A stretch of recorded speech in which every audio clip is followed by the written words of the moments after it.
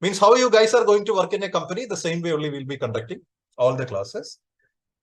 And it is not like after finishing the classes, we are going to do the project. Whenever we are discussing each and every topic at that time, project we will be incorporating, then only we'll be studying it. So as I told, MEP is related to the construction industry. So when you are going to work in the MEP industry, what are activities you are going to do? That's the first thing you should study, right? And also, even if you are going to spend a single rupee for your career, what exactly you are going to study? If I am planning to study this thing, what positive things is going to reflect in my career? So whether this is good for my future or not, those are the things you have to study in the start. That only I am going to explain. Okay.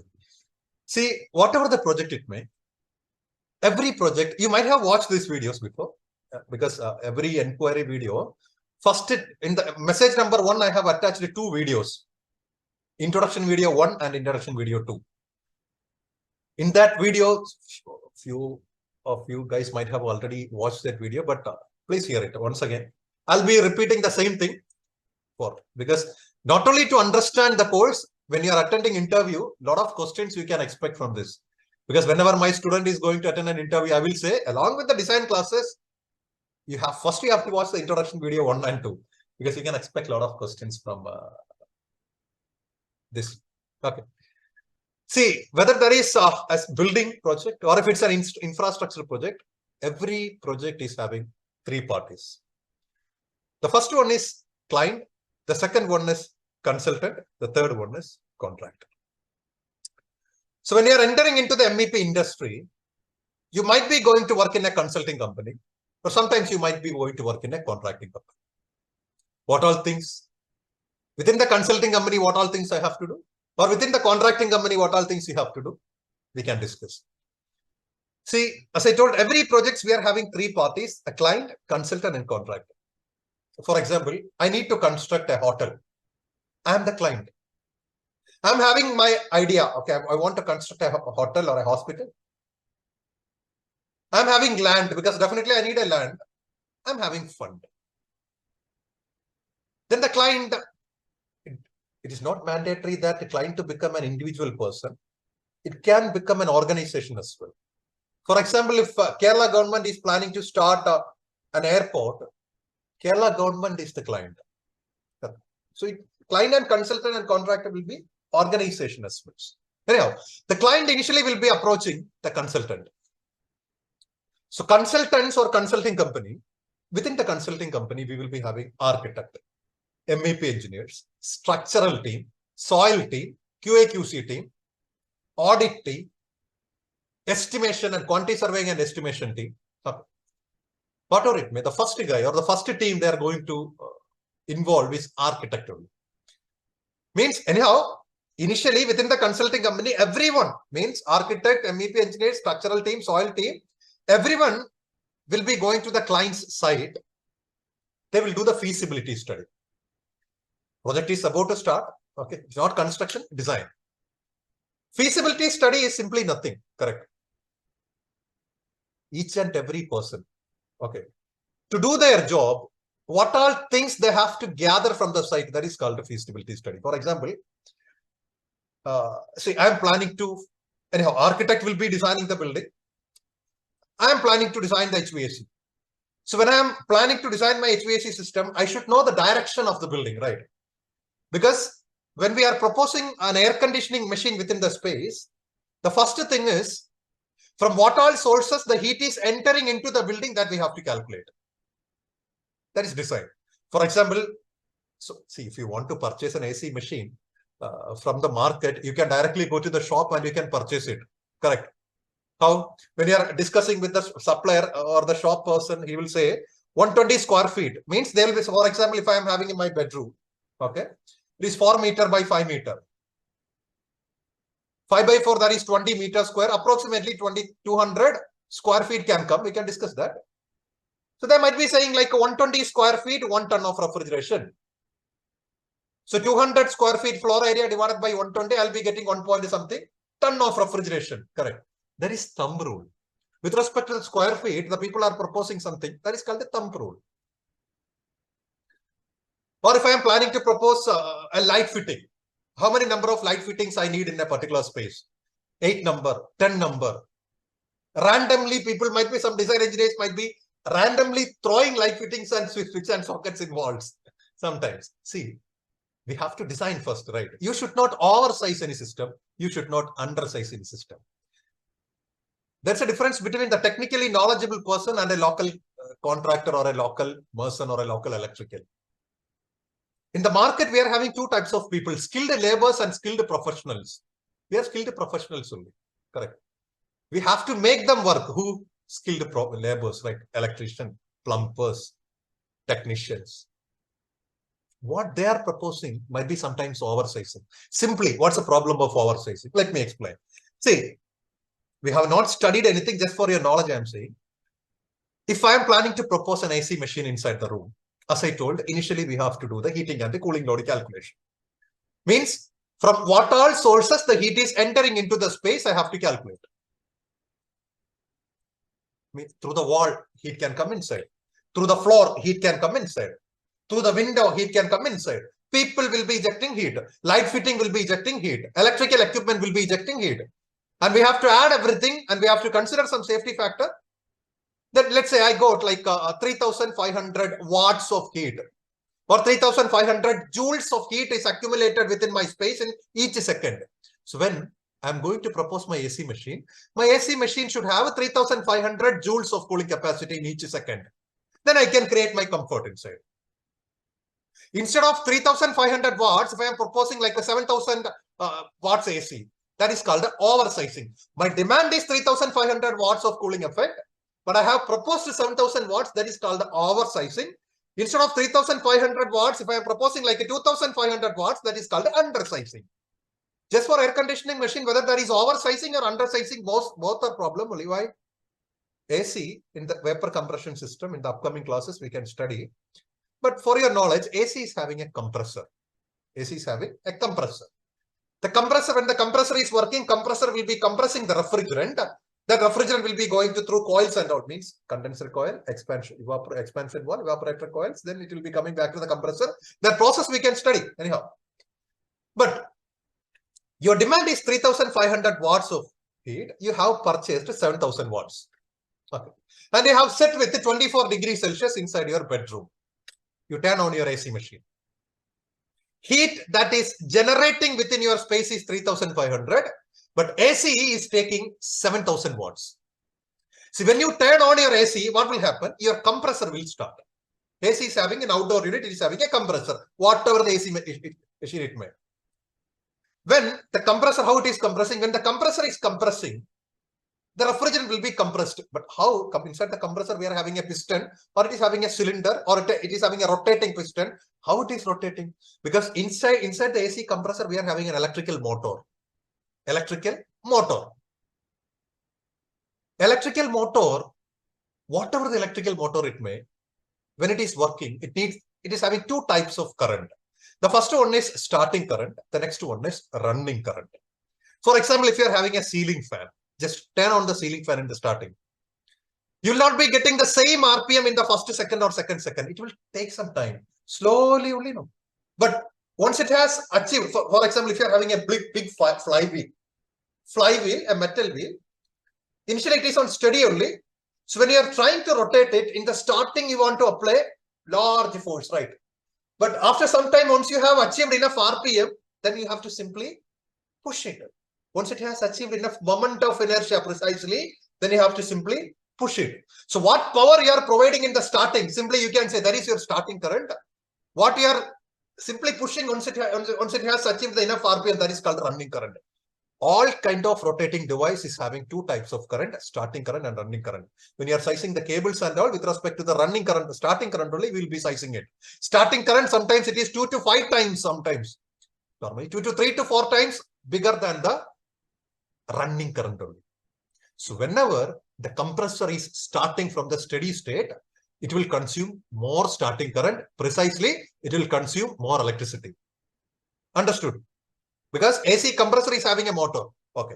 So now in the starting, you just turn on your AC machine. Your compressor will start. Then your AC machine will be taking heat from your space. then the heat will be ejecting to the outside.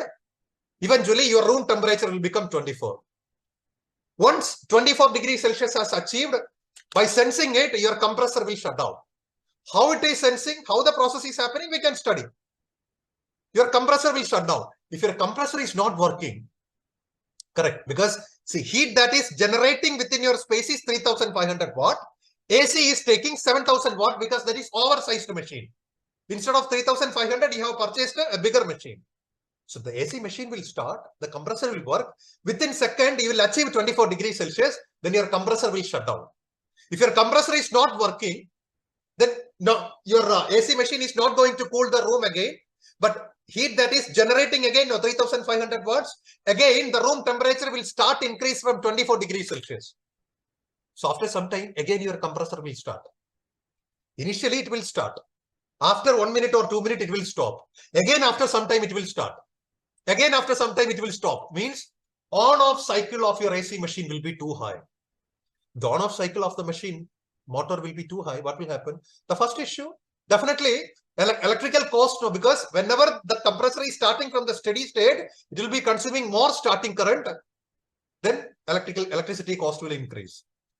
And also, whenever that is consuming the very high, large amount of current, your motor armature winding will become heats up, your compressor may burn. These issues can also come. That's why if you need 3500 watts of cooling effect within the space, near to that, you have to plus or minus 10 or 20%, that is fine. If you are proposing you need 1 ton AC, you might be proposing like a 2 ton AC inside. Everyone might be thinking that we can create a climate like Europe inside our bedroom. So within the blanket, we can create Kashmir inside, right? That is not like that. No, oversizing will be a problem for the systems. Electrical cost will also increase. Undersizing is also a problem. Peak time, off-peak time, that is fine. Peak time means whenever the indoor condition and the atmospheric heat gain is maximum within the space, we need 3500. Accordingly, only we'll be designing it. In upcoming classes, we can study that. But off-peak time, night time, we might not be required 3500 watts because we are not having that much load there. Then 2005 undersizing somewhat okay. But in a normal peak time, heat that is generating within your space will be 3500.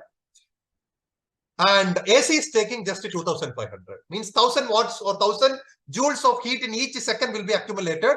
So anyhow, you are not going to achieve 24 degrees Celsius. Means set temperature you are not going to achieve if you are undersizing your AC machine. Correct. What will happen? Until you are achieving 24 degrees Celsius, your compressor will be continuously working.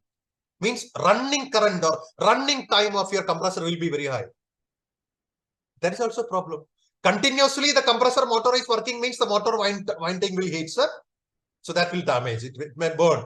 The second option, continuously if the compressor is working means definitely electrical cost will increase, right? That's the reason.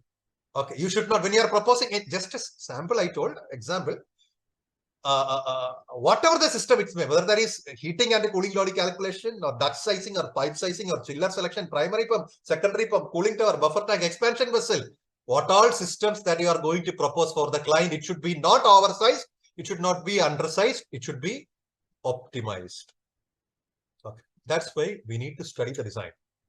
Correct. It should be optimized, it should not be oversized because oversized or undersized, both will be loose for the client. Okay, design means. Okay, so as I told, initially everyone, architect, MEP engineer, structure engineer, everyone will be going to the site. Initially, we will be doing the feasibility study. What MEP team will do to perform our design, what all input we have to gather from the site, those data we will be gathering.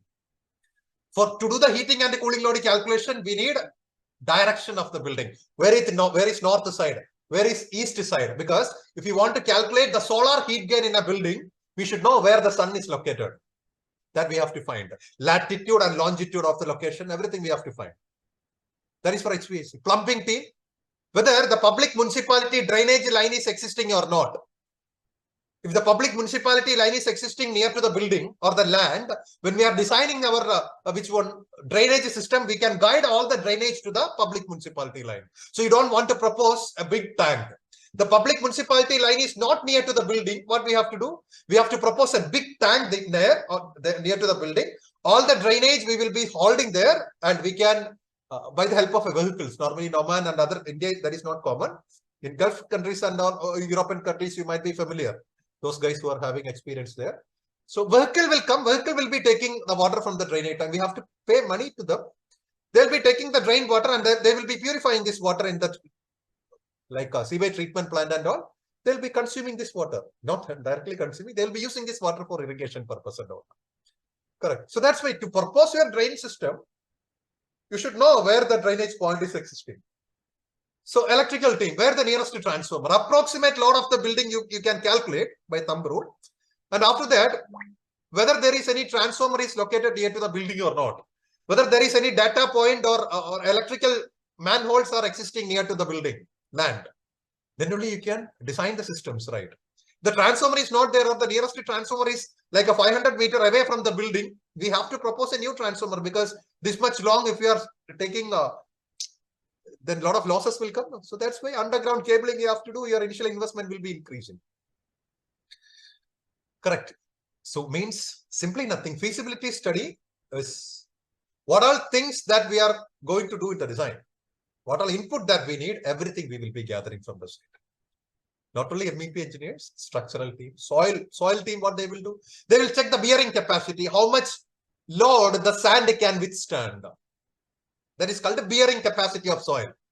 So by the help of some equipment, what they will do, because in the soil, earth, that is not our topic, just for your knowledge.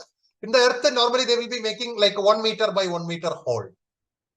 In that 1 meter by 1 meter hole, like a 20 centimeter means 0.2 meter by 0.2 meter, 8 inches. 0.2 meter, 0.2 meter, a small hole they will make. Within that, 20 centimeter by 20 centimeter metal plate they will place. Like this. 1 meter hole. Within that 20 centimeter hole, there they will be placing like a metal plate. Then there they will be providing a deflection meter.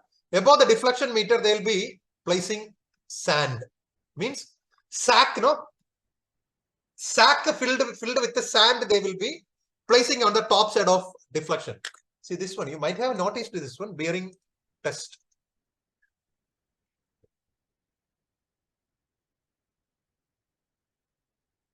Like this. You might have noticed this one, bearing test. This is different because like this. Means this is your here no, your plate only 20 centimeter. Then there they will be placing the deflection meter. Above they will be applying sand. Then they will apply some load. Correct, load. So they will be applying like 100 kg, 200 kg, 300 kg, 400 kg. On what load the sand will be deflecting, deforming. That is a maximum withstanding capacity of bearing. They will be noting that with respect to the bearing capacity of soil only, they will be proposing the type of foundation. Whether wall footing, type of wall footing is there, raft footing is there. In the upcoming classes, we can discuss. Raft footing is there, or it might be a well footing, or it might be a conventional rubble masonry, or any pile footing. Different types of footings are there, but that is totally depending upon the bearing capacity only. The soil team will be proposing it. Okay. See, anyhow, simply these kind of things we'll be doing at the time of feasibility study. Even I was also doing the same. When I was working there as a consultant, even I was also going to the meeting and all, I was doing the same thing. Then we will be gathering all the data. Then we'll be going back to the company, consulting company. Then we will do in-house meetings. We'll be sitting together around the table, and after that, what all input that we have gathered, what all things that we need in the building, everything we will be sharing with the architect or the architectural team. Architect will be the first guy who will be preparing the drawing. Means building. Either 2-dimensional or 3-dimensional. Nowadays, everyone will be making the 3-dimensional layout. Then the architect will be submitting this to the client. First, architect will be collecting all the data from other engineers. Architect will prepare the building. Then architect will be submit. See, even if you are placing like 6 months of experience in your resume, the first question at the time of interview will not be like, what is your name, where you are from. They'll be asking what exactly you did in your previous company. Correct. What exactly you did in your previous company. That will be the first question. So that's why these kind of questions you can expect. Not for all the interview, that is because even if it is not simply introduction, interview questions you can expect from it. Today also there was one guy, he was, I guess he might have received offer. No. Yeah. Was having, yeah. Good. Today 8 p.m. he said no. I guess he received offer. Senior engineer. But salary is there. No, he's my student only. He was having interview today. I guess no salary. 50,000 per month. Good month. Monthly CTC. Oh, good salary. Fresher, no, see, he's a fresher. That's why directly for your batch, I can. First time in AMNEAR history, when I am checking my WhatsApp, one student got offer and I can share with the batch.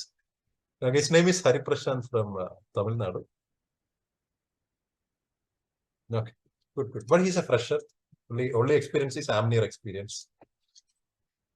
Okay, fine. So that's why even he was, for him also, why I'm saying means he was having meet interview. Not only this guy, one other guy, his name was Surya. Both the guy were, Surya was having interview in Sumanam Construction. This guy was having interview in Pinnacle. So these guys were asking with me what all questions we can expect at the time of interview. These kind of questions they were asking. Okay, so that's why just take this type of questions. Okay, anyhow, the first guy who will be preparing the drawings will be architect. Only architect will be submitting this to the client. Once the client has satisfied, then these drawings will be reaching to the MEP team.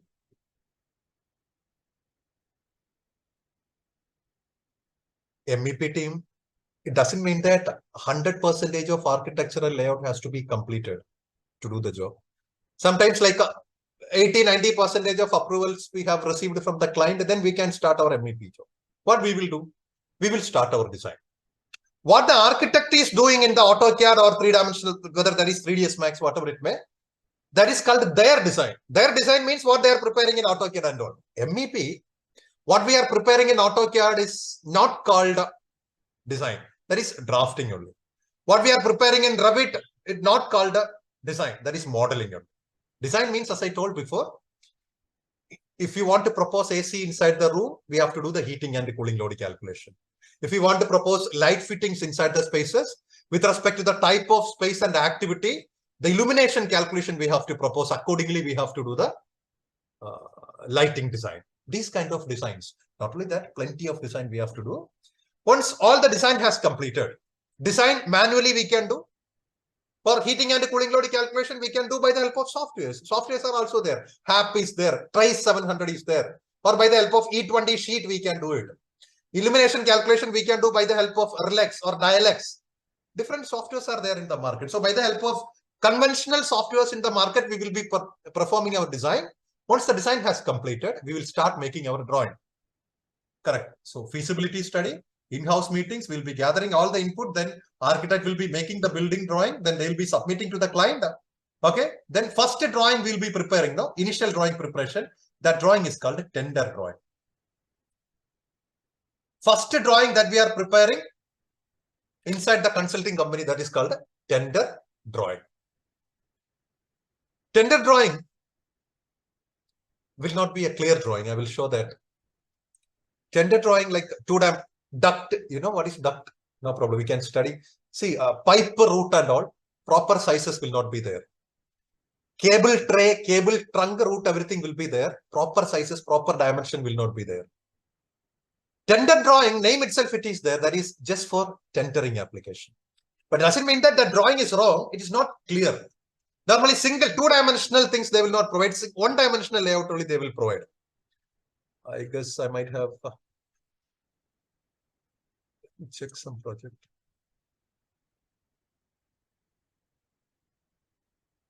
Yeah, this is like a tender drawing only. I'm sure that.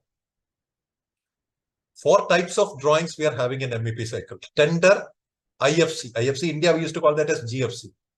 These 2 drawings will be prepared within the consulting company.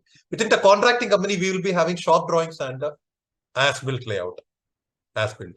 4 drawings we will be preparing by 4 way. In the upcoming classes, we will study that. Shop drawings we will prepare. This was I was conducting for the previous batch. Just before. This is plumbing. This is two-dimensional. Shop drawing means scheduling everything. A lot of things we have to study before that. Then we'll be studying this three-dimensional modeling and all. Like this is your chiller if you are going to the roof level. Okay, this is your chiller duty standby, chiller primary pump, chiller secondary pump, cooling tower pump. This is your ducting, layouts. This is your fan coil unit, chilled water piping. This is your VAV, variable air box. So this kind of modeling we will be studying. This is like the same way. Plumbing, this water closet, soil route, waste route. Like this is your water tank, correct. Then this is your booster pump connection, duty standby arrangement. This is your firefighting sprinkler system. Three pump set, like electrical, diesel, jockey. This is your breaching inlet, PRV station, like zonal control valve, fire hose reel, fire hose rack. With standpipes is NFPA 13, NFPA 14. A lot of things will come, but before going to the modeling, this is Revit only. Before going to the modeling, we have to study the conventional design methodologies. In the upcoming classes, you will get the clear idea. Okay, just today I'll be explaining it. So these kind of drawings we'll be preparing. Correct. After doing the design. So initial drawing preparation, what tool we can use? Two-dimensional drawing preparation, conventional AutoCAD. AutoCAD two-dimensional only we are using, but the working method will be different. If you are going to study AutoCAD from a software institution, they will teach you the software. But we have to study everything from the basics even. At the same time, using the AutoCAD, how we have to prepare the 4 type of drawing, that only we have to study. That only we are going to implement. That's also 2 ways we have to work. AutoCAD 360 way of working is there. AutoCAD local server system is also there. When we are working in, whether that is 360 system of working or local server system of working, architectural file we will be X-attaching. That is called XREF attaching. In that XREF, we will be creating layer. On the surface of layer only we will be doing it. Making models in AutoCAD is easy. Or making dimension is easy because initially first 1 week or 2 weeks, you might be feeling that is tougher. But after for 10 or 12 days, it will be very easy because any shape you can make in AutoCAD. The real thing is sheet setting. Means why we are doing this field command or auditing, purging, e-transmitting, how we can transmit the file, why we are binding the XREF, pen assignment. These kind of things are there in AutoCAD. This normally you will not be able to study from any of the software institution because you should study from a company. Because that's the way we are working. You will study from AMNEAR definitely because that is our job now. We are doing the same. Okay, so that's why after the design, we will be doing the drawing preparation, the conventional AutoCAD only we are using. Freeware softwares are also there in the market. Whenever people are hearing CAD, everyone will be thinking regarding AutoCAD. CAD is a process only. No? CAD means computer-aided drafting. Before 1984, we were doing this. We were doing drafting by the help of mini drafters, hand sketch. Once computer came into the field, nowadays this drafting procedure we are doing by the help of computer. That is called the computer-aided drafting. CAD, AutoCAD is a tool that is helping for this CAD. CAD is a process only. Not only AutoCAD, we are having SketchUp, we are having freeware software, Bricks CAD is there, Bricks CAD. If you know AutoCAD, then all the other softwares are easy. Correct. But Autodesk AutoCAD is familiar in the market. That's why everywhere we are using AutoCAD. So 3-dimensional modeling, everywhere like building information modeling. Modeling, we can use Revit or clash detection, timelining, simulation. We are using Naviswork. We will study Naviswork also included along with it. Then we are using Revit. Not only Revit, Bentley is there, Tekla is there, Havacom is there. Some other country might be using some other softwares, but these 2 softwares for 2-dimensional modeling in MEP, normally we are using AutoCAD, not AutoCAD electrical, not AutoCAD mechanical, not CAD MEP, conventional 2-dimensional AutoCAD. Basics. AutoCAD tool, but you should know how to use that tool. Professional way, because each and every services will be having a global width value. For example, when you are taking a printout of a drawing, you might be having chilled water pipe route. You might be having like a water supply pipe route. You might be having drainage pipe route, duct route, cable route. So when your company is producing the drawing to the client or consultant, each and every drawing should be having, for every project should be having uniformity. When you're taking the printout, every project, chilled water pipe should be having same color. Every project, water supply pipe should have the same color, same thickness as well. So that's why normally in pen assignment section, we are doing that. Company will say when you are working, so all global width value of your drainage services should be 25. And the color should be 170. Color number 170. And all the extra flare should be under the color code of 251, 252, and 253. This kind of color code they will say at the time of interview. Then just do it. Because professional way, no? Like that only we are doing it. We will study, don't worry. These are very simple things only. MEP is not rocket science. From the day one, if you are keeping the same charisma and if you are keeping the same enthusiasm, definitely you will become a skilled professional. If you need a good job, whether that is design, drafting, quantity survey, cost estimation, or Revit, building information modeling, definitely at the time of interview, whatever the company it may, the company, whether that is in India or in abroad, they will give you a task. If you are performing well in the task, you will get the job. Simple. So you will not fail in an interview, that we can guarantee, because that is in AMNEAR project. If you want to finish, whatever the project it may, minimum 1 week it will take when we are moving into the project. Anyhow, at the time of interview, maximum 3 hours or 4 hours only they will give. So this much big project we are already doing at the time of course, minimum 4 to 6 numbers. Interview just 3 hours only. No, so very minimum task only they will be giving at the time of interview. Okay.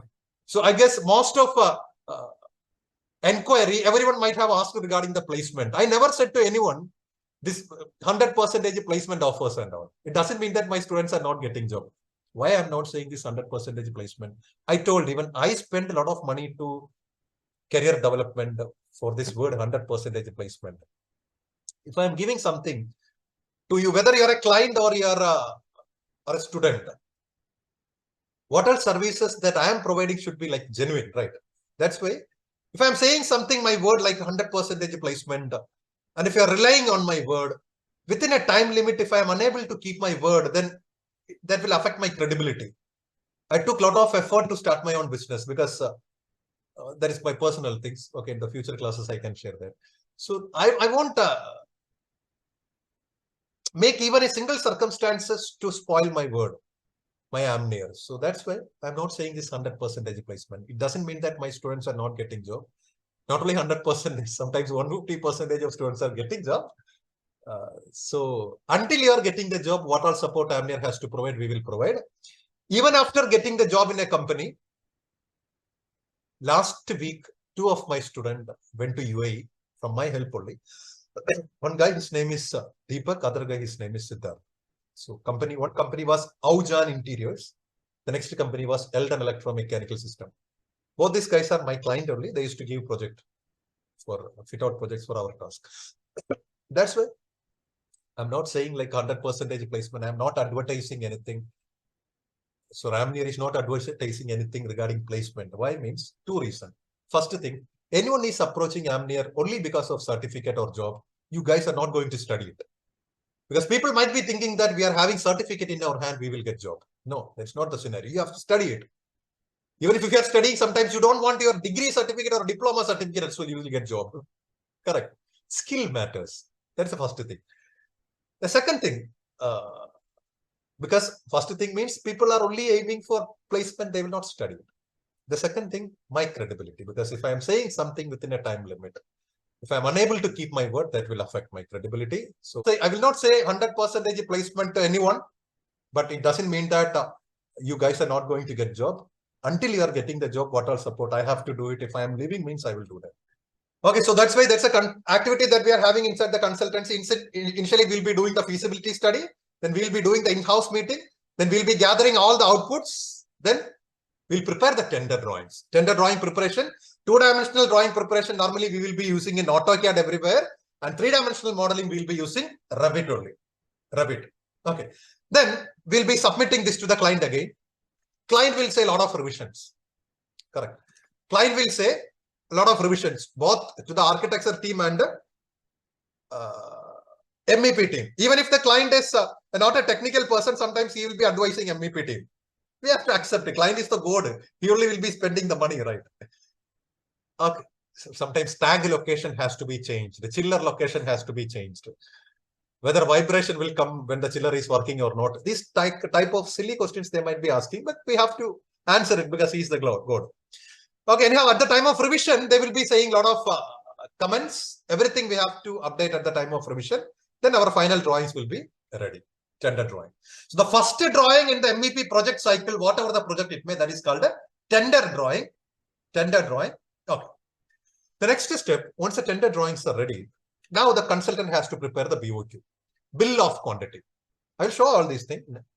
BOQ is simply nothing. What all item that we are going to install in the project, a list of that is called the BOQ. For example, how much meter of cable we required, how much square meter of duct work we need, how much meter of pipe work, how much AC machine, pump, generator, each and every item we will be taking. From where we are taking it. What drawing that we have taken from we prepare in the starting tender drawing. From the tender drawings, we'll be taking all the drawing, all the quantity, how we can take manually, because normally when I was working in the starting, we used to take printout and by the help of highlighters, we used to take. Drawings we'll be taking printout, by the help of highlighters, we'll be marking and we'll be taking the quantity. But nowadays we are using softwares, we are using PlanShift. In AMNEAR also, we are using a software called PlanShift. Not only PlanShift, in the market we are having PlanShift, Bluebeam, Candy. But if you know any one of the software, you can do other two. We are doing PlanShift by the help of means all the PDF layouts we will be attaching in the PlanShift. By the help of PlanShift, we can take the quantity. Using that quantity, we will be preparing BOQ. Okay, so tender drawings will be like this. These are tender drawings. Normally, tender drawings will not be that much. For example, I will show a HVAC layout. See, we are not in a position to read the drawings now, but just for your knowledge, I am saying tender drawings are normally not clear. Duct dimension, everything will be, they will provide in 2D. For example, here you can see this 1D, you know, this is single dimension only, 1D. Please wait. It's a big drawing.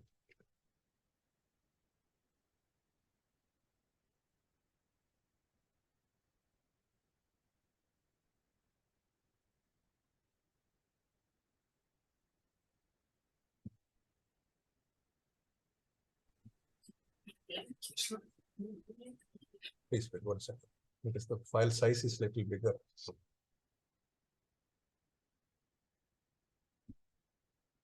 See this, you can see some reading like 700, 200 SAD. We will study in the upcoming classes. This is just an introduction. 700, 200 SAD. This is like a one-dimensional ducting only, and this is an AC machine. Ductable, DSP means ductable split indoor. Machine number 4. In the upcoming classes, we will study. Machine alone, we will take minimum 5 classes. But this is one duct sizes, everything will be like a duct is simply nothing to transfer liquid. To transfer water, we are using pipe. To transfer air, we are using duct. Okay, simply just understand that now. Those who are not having ideas, see the 700, 200 SAD. This is one single line, single line diagram, one diagram. But when you are making 2-dimensional diagram, so duct dimension should be like 2D. But normally, when you are receiving, when the consultant is preparing the tender drawings, they will not make that as 2D. They will not make us 2D. They will make a single line only, because as much as earlier they have to finish it, they will do that. Okay, so that's why tender drawing most of the time you will receive 2-dimensional. Along with that, they will issue the BOQ. Means consultant within the consultant quantity surveying team will be taking the quantities from the tender drawing. Then they will prepare the BOQ. BOQ will be like this. Same BOQ, bill of quantity, they will provide BOQ. Bill of quantity. For example, like see, carbon steel schedule 40 chilled water or LPG, I guess. LPG system. Okay. Carbon steel schedule 40 pipe work, including pipe, here you can see 15 mm dia pipe. We are having 1330 meter. Correct. 1330 meter. The same way, all the items, for example, motorized MVCD. We will study that. Motorized damper, 1300 by 1200. One number we are having. Unit is there, quantity is there. BOQ. Unit is there, quantity. One number, two number. Like that, every item we are having the quantity. From where the consultant is taking this quantity? From the tender drawing only. But 2 columns you can see unit cost and the total cost. This is vacant. Because when the consultant is preparing the BOQ, unit cost and the total cost, these 2 columns, they will be kept blank. Why? We can discuss. Okay. Anyhow, the consultant, initially they will be doing the feasibility study, in-house meeting. Initial tender drawing preparation, then they have prepared the BOQ as well. The next one, they have to prepare the scope of work. What is scope of work? What exactly the contracting company is going to do in the project. They will be representing that in a file. That file is called a scope of work. Sometimes in the interview, they might be asking, what is SOW? The scope of work. See, it doesn't mean that all the projects are new project. Sometimes the project might be a new project, or it might be a refurbishment, or it might be a renovation, or it might be a demolition. Correct. Or it might be a fit-out project. In your life cycle or the career cycle, 90% of project that you are going to face will be fit-out only. Fit-out means it is simply nothing. See, for example, if you are going to a hypermarket, let's say Lulu hypermarket. I don't know, everyone might be familiar, but Kerala, everyone know that Lulu everywhere. No, we are having Lulu.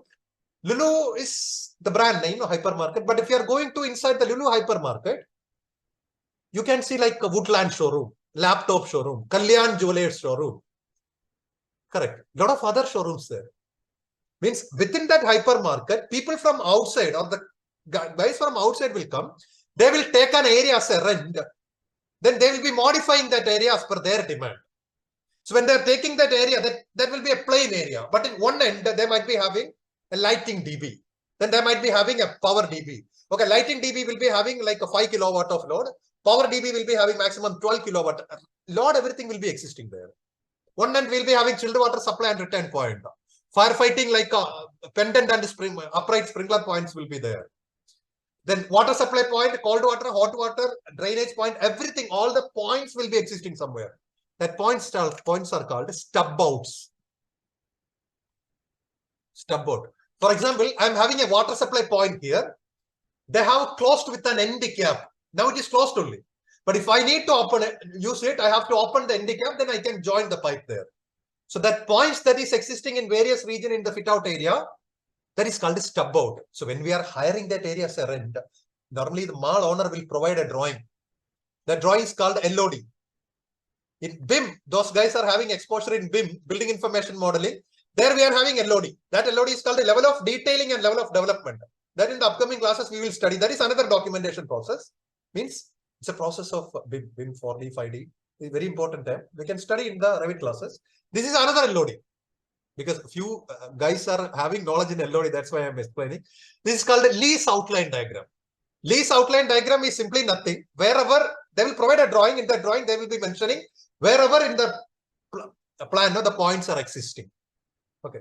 So fit out project is a kind of reverse engineering. Means all the survey, you don't want to, even if you are proposing a new one, that new proposed things should be matched with the existing services. All the services are existing, no? So even if you are proposing something within the space, everything should be within the limit of the existing services. That is called a fit out project. If you are getting a job in a fit out company or in a medium scale company, that will be good. Because you just always pray to God that whenever you are getting a job in a starting time, you should start with a small company. If you are getting a job in a small company, the advantage is there we will not be having that much engineers or the guys to spare for different services. Single one or two guys will be there. They have to do everything: design, drafting, QS, Revit, estimation, blah blah. All the services you have to do. You might be feeling hectic environment at the time, but when you are leaving from the company, you will feel the difference. Because since you are involving all the activities, you can study a lot of things from there. Correct. You will become another person when you are leaving it. So it will be always good when you are starting from a small company, and always pray to God that, God, please give me a hectic working environment so that I can study a lot of things, right? That's a majority of work, no? Without companies only. So that's why whatever it may, so whether the project is a new project or a refurbishment project or a demolition project or a fit out project, what exactly we are going to do in the project?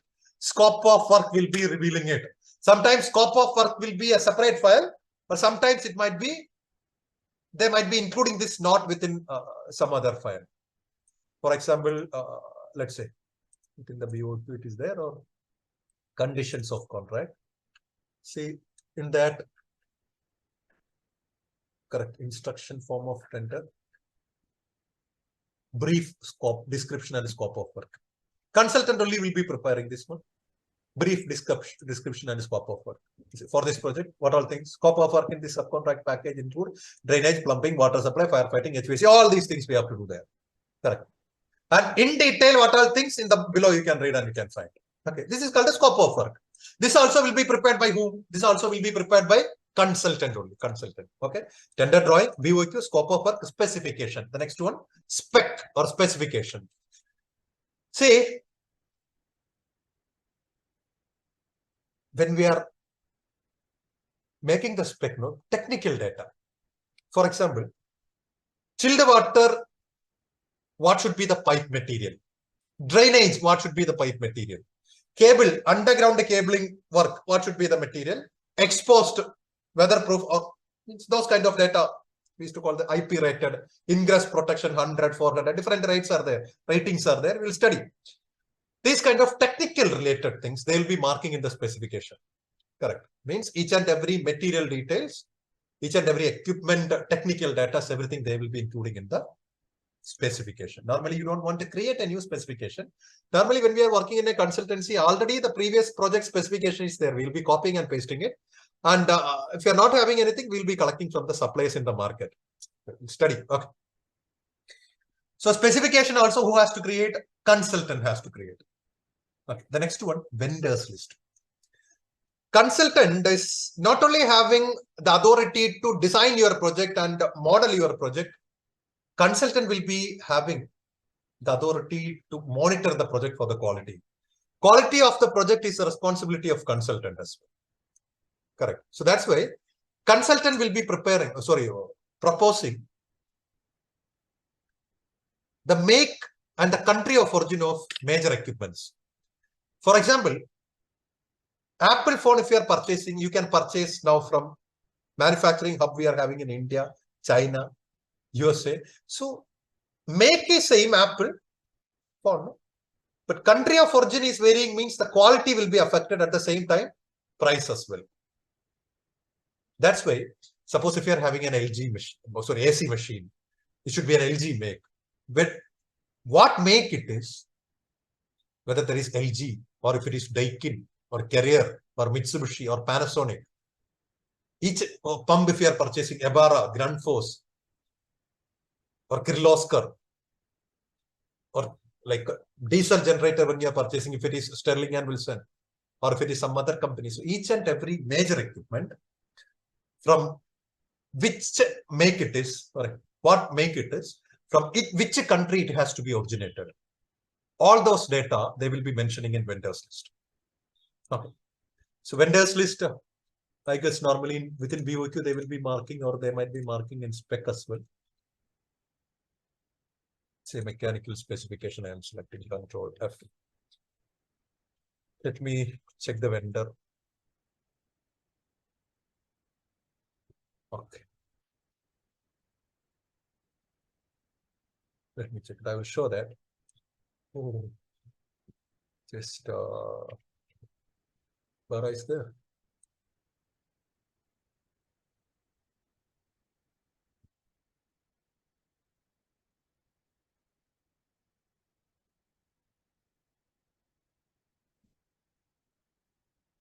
No.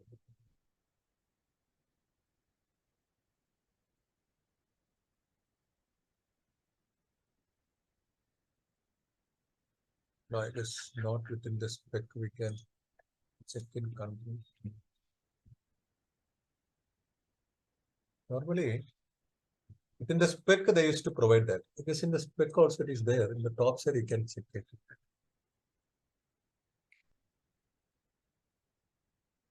Yeah, here, because it was closed. Right?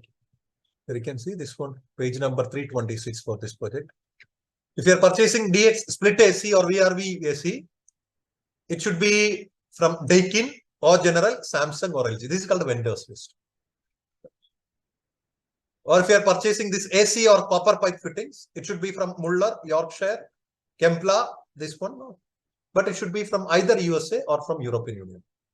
All these companies are having any other manufacturing location, that is not permissible. Correct. So this file is also proposed by whom? Consultant only. Consulting company, vendors list. So when the contracting company is purchasing the item, they have to purchase from them only. I will explain that. Okay. That is called the vendors list. Means what all major item we are going to install in the project, what should be the make, from which country the item has to be originated. The consultant will be explaining that in a file. That file is called the vendors list. Okay. Then they will be making the conditions of contract. When the project has to be started, when it has to finish. If you are not finishing the project on time, conditions of contract, same file. If not finishing the project on time, how much penalty has to be paid? How much initial bond has to be? Bond we have to keep like 10%, form of tender. Duration of project, correct. Project duration, like if you are delaying your project, penalty for delay will be 20,000 dirhams per day. Contracting company has to give this much. And the project duration will be, they are not given. It is liability period. Project duration also they will be marking there in 300 days or 400 days. They will be marking in the drawings as well. Okay, leave it. No problem. Anyhow, this kind of legal things, no, legit. They will be marking in this. Which one? Conditions of contract. Okay. So I know this starting classes, no, first 2 sessions will be a little bit boring. No problem, but you have to adjust because you should understand, no, what all activities it is happening within the consulting company and contracting company. That's why. Okay. So what the consultant will do, the consultant will be preparing along with the vendors list. They will be preparing the conditions of contract as well. Then they'll take the authority approval, initial permit.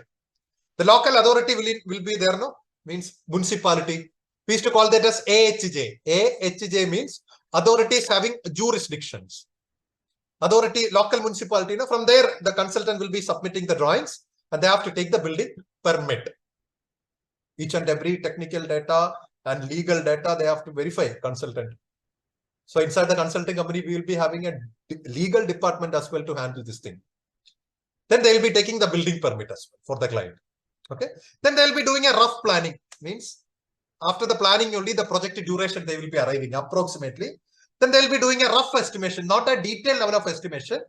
For each and every item, they will be calculating the material rate, labor and all. Then the total value of the project to install the project or to complete the project, how much cost it can come, that also they will be doing. Okay. So within the consulting company, initial starting drawing, that is called the tender drawing.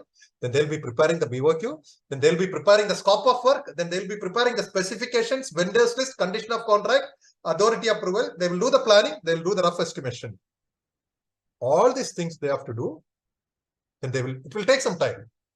See, all these files together we used to call that as tender documents. Actually, it is not a documentation process. We have to do the design there. We have to do the quantity survey. We have to do the estimation. Correct. We have to do the modeling there. We have to do the drafting there. Everything we have to do. But all these files together we have to call as tender documents. Okay. Now once the tender documents is ready, the client and the consultant will be advertising it to the market. Either by the help of newspaper or internet, they will be advertising it. Now the third person will enter, contractor or contracting company. So each and every good contracting company will be having a QS or estimation department or pre-tendering department. They will come. They will come and collect this document. What document? Tender document. So sometimes normally for tender documents, the client will not be charging anything or the consultant, but you need AutoCAD layout in the starting, then you have to pay something. Normally, along with the tender documents, the consultant and client will issue PDF layouts.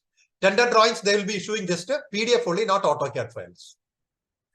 That's why when you are doing the quantity surveying in the starting within the contracting company, by AutoCAD quantity takeoff is not possible there because no one is going to issue AutoCAD or Revit files along with the tender documents. When you are receiving the tender documents means a contracting company, pre-tendering department or the estimation department, when they are receiving the documents, that will be like this. There will be one folder. Within the folder, conditions of contract will be there. Then specifications will be there. Then they'll be having all the drawings. Then they'll be having bill of quantity. Then within the specifications, vendors list was there. Within the condition of contract, scope of work was there. everything. Correct, everything. So that's why now the contracting company, the third one, what the contracting company will be doing? Contracting company will be collecting the tender drawing documents. Now they will be starting their side. These things I will be explaining tomorrow.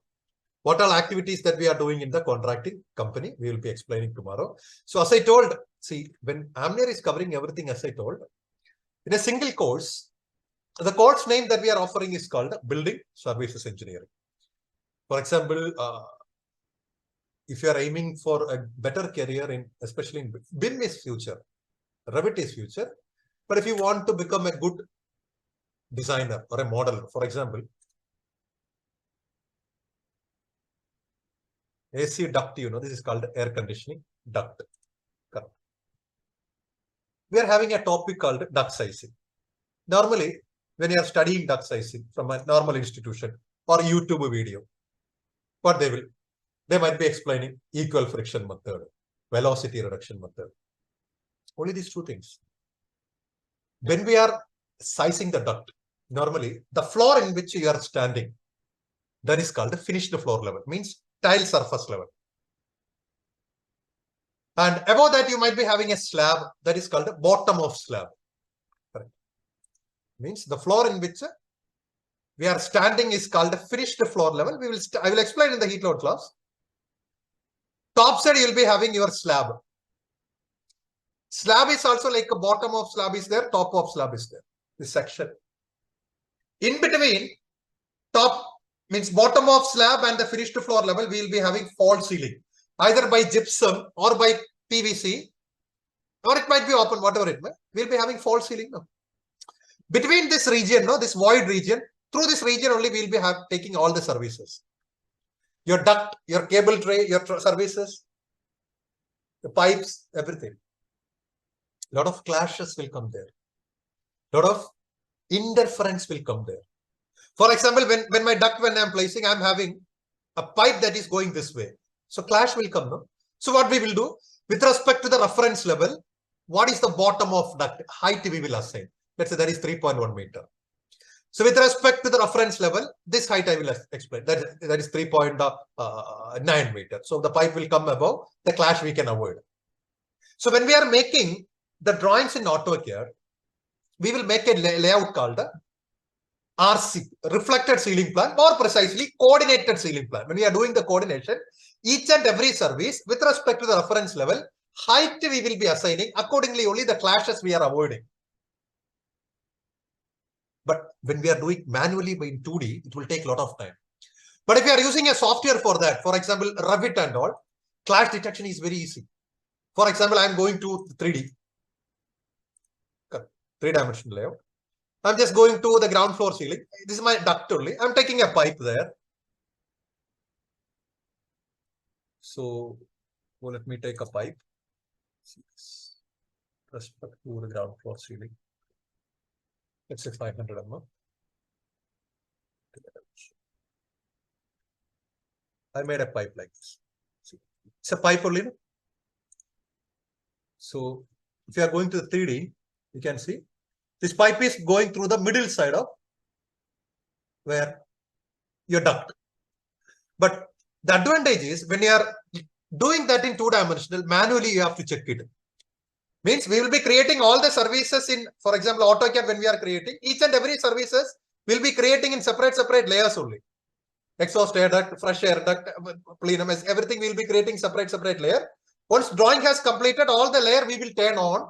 After that, with respect to the reference level, we will be assigning the bottom with respect to the reference height. Then we will be avoiding these clashes. So by finding these clashes, it will take a lot of time manually. No? But if you are using a Revit or if you are using Navisworks, Revit I will explain. If you are going to the collaborate session, under the collaborate we are having interference check. There we are having run interference check. So pipe and duct, no, whether there is any clashes between a duct and a pipe. Click OK. So the software will highlight it. See, there is a clash. So you can show that in the 3D.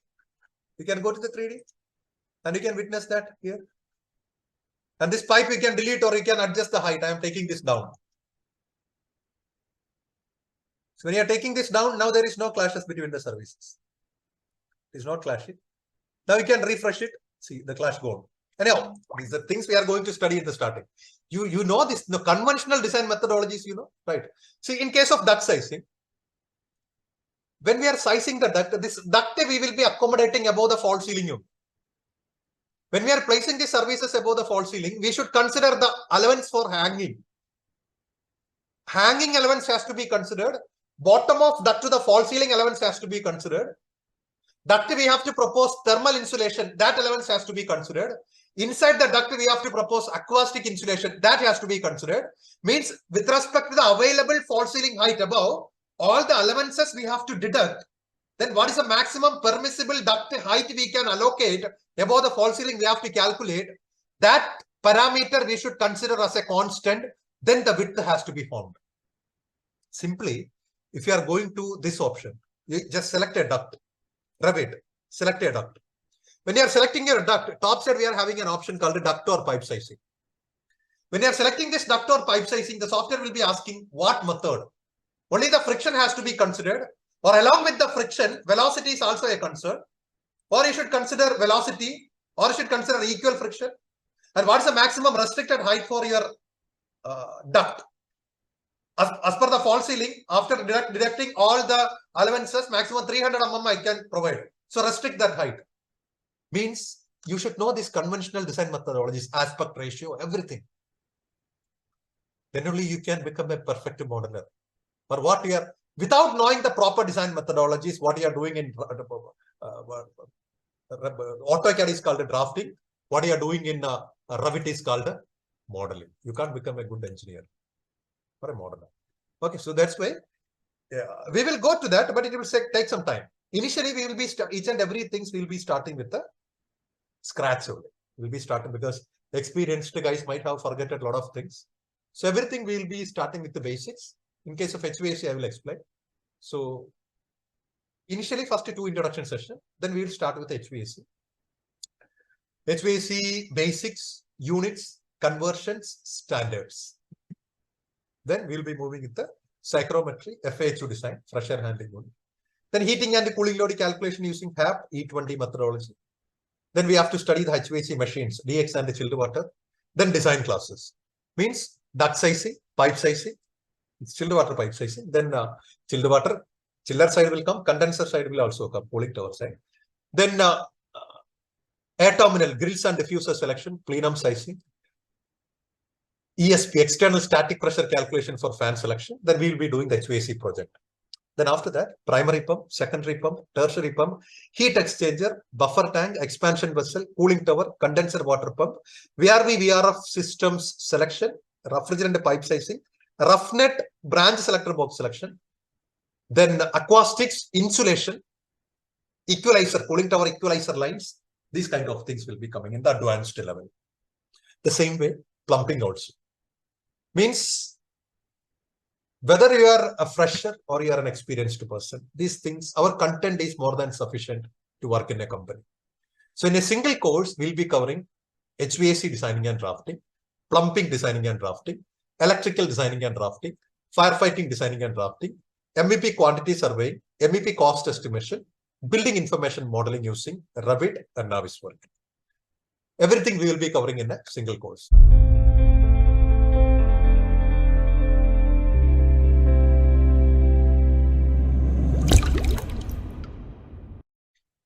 And so we were discussing for every projects, we are having 3 parties, the client, consultant, and contractor. Correct. So the client will be approaching the consultant, and consultant will be doing all the technical related activities, and the consultant will be preparing the tender documents. Until here we have means inside the consulting company, initially they will be doing the feasibility study, then they will do the in-house meetings, then they will be gathering all the data, then they will prepare the tender drawings or initial drawings. The initial drawings they will be submitting to the clients. Then as per the client comments, they will be revising the drawings. Then they will be preparing the tender drawings. From the tender drawings, they will be taking the quantity. Then they will be preparing the bill of quantities. Then they will be making the scope of work, specification, all these things. It is not documentation process. When we are preparing the tender documents, design has to be done. Drafting has to be done. Quantity surveying has to be done. Then rough estimation has to be done. 3D modeling has to be done. Everything is incorporated. Okay. Now, once the tender document has ready, the client and the consultant will be advertising it. So the third party will come. Who? Contractor. Contractor means contracting company. In the market, we'll be having a lot of contracting company. They will be, means within the contracting company, we will be having estimation department. Estimation department also we can subdivide it by two parts, pre-tendering and post-tendering. We can discuss what is the difference between pre-tendering and post-tendering. Okay, so the estimation department of contracting company will come and they will be collecting the tender documents. Within the tender documents, they'll be having tender drawings, right? I have shown yesterday how the tender document folder will be looking like. And definitely there will be on BOQ, bill of quantity. There should be a specification and there should be a vendors list as well. Definitely there should be a scope of work as well, right? Scope of work as well. So what the contracting company estimation department will do? The contracting company estimation department will start checking the quantity. First, they will check the tender documents. Means when they are receiving the tender drawings, there will be a drawing list. Within the drawing list, for example, when we are receiving the tender documents within a contracting company,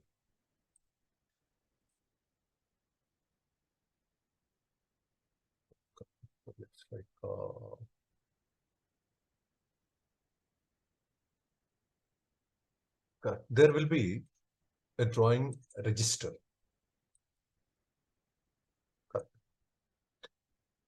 For example, if you are going to AC, air conditioning, AC ducting, the drawing number will be like MA101, MA102 until MA107.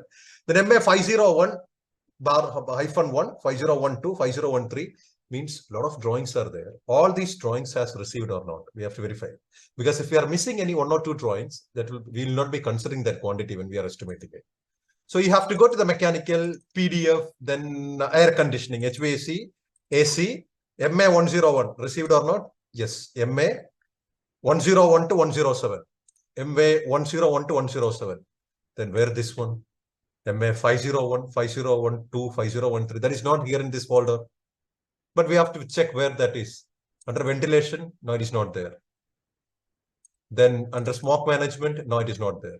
We have to verify whether the drawings, HVAC is, yeah, MA501, 501-1, this one. MA501-1, MA501-1, 2, 3. All the drawings are there. General, HVAC details 1, HVAC details 2, HVAC general details 1. Correct. So that's why, just an example I told, when the contracting company is receiving the tender documents, first what they have to do, all the files has received or not. In case of tender drawings, as per the drawing list, as per the drawing number, all the drawings has received or not, they have to verify it. Whether BOQ has received or not, they have to verify it. Because without BOQ, it is not possible to do the pricing. Specification has received or not, because without receiving the specification, it is not possible to identify the type of materials, correct? What pipe material, whether water supply pipe material is a copper, or if it's a PPR, or if it's a CPVC, or HDPE, or UPVC, or ABS, whatever it may. So material details, technical specifications should be there, no? That's why specification should be there. Vendors list. Each and every important item, who should be the manufacturer and which country it has to be originated, from the vendors list they will be getting. Because if the air conditioning machine, whether there is a Daikin company or it's a Carrier company or it's like a Mitsubishi company, the consultant should recommend that. Accordingly, only the contractor can get the price from the market. So without vendors list, they will not be able to get the exact material right from the market. So even that is also important. Then they'll be checking the scope of work, because whether that is a new project, or if it is like a refurbishment project, or it's a fit out project, we have discussed yesterday these things. So the contracting company should know what exactly they have to do within the project. That's why initially, once the drawing has received within the contracting company estimation department, they will be studying everything. All the documents has received or not. Then they will be checking the anomalies. Because tender drawings, we might be having 10 number of air conditioning machine. Whatever the air conditioning machine it may, doesn't matter. We will study in the upcoming classes. But the same type of machine, we are having just 8 numbers in the BOQ. Tender drawing, 10 number, BOQ, 8 number. That's a mistake, right? As per the drawing, we have to estimate it. But intentionally or accidentally, if there is any mistake happened within the consulting company, because they have put input like 8 number of air conditioning machine in the BOQ, they missed 2 numbers of machine from the tender drawings. That's an anomaly only, no? So that's why no good contracting company will be blindly following the BOQ. They will be cross-verifying the tender drawings and the BOQ. If there is any anomalies as noted, they have to list it. Correct. Yes. That's why estimation department, contracting company, initially they will collect the tender documents. Then they will study the tender documents. If there is any anomalies or any files are missing, they will prepare RFI. RFI means sometimes we used to call that as RFQ as well, but RFQ is our request for queries. RFI means request for information. It's a file only. RFI, I think RFI format, how it will be like, I will let you know.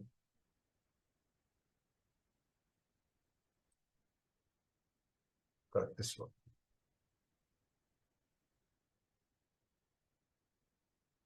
I guess today we are having like Ajit was not attending yesterday. See, this is like just to get a clear understanding regarding the course. A lot of things we have discussed yesterday. It is not design class. This is just I'm explaining the scope of MEP. So it means if you are going to work in a consulting company or in a contracting company, what all activities there is going within the companies, you should have idea. Correct. That's what we are explaining from the starting of a project to the facility management. Okay, let's say this one. For example, like drawing RFI number, flooring. For example, this is like civil only, flooring. Please confirm the size of gray marble. Please confirm the size of white ceramic tile. This is like ID, interior design. The same way MEP also. For example, if there is no ducted dimensions in the drawing, we'll be marking, look, there is no ducted dimensions. So please provide the updated HVAC layout. Or there is no machine schedule, please provide it. So there is a lot of anomalies between the tender drawings and BOQ. Because while we are reading the tender documents, we found that like we are having 10 number of split AC in tender drawing and 8 numbers in BOQ. Which one we should follow? Whether 10 number or 8 number. That everything, what all anomalies they are noticing. What all documents that is missing within the tender documents. Everything the contracting company will be listing in an RFI. It's just a format, a documentation.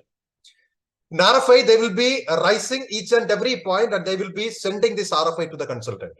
At the same time, client as well. By mail only. Through mail only, normally we will be sending it. So the consultant has to reply that. The BOQ has not received. What we have to do?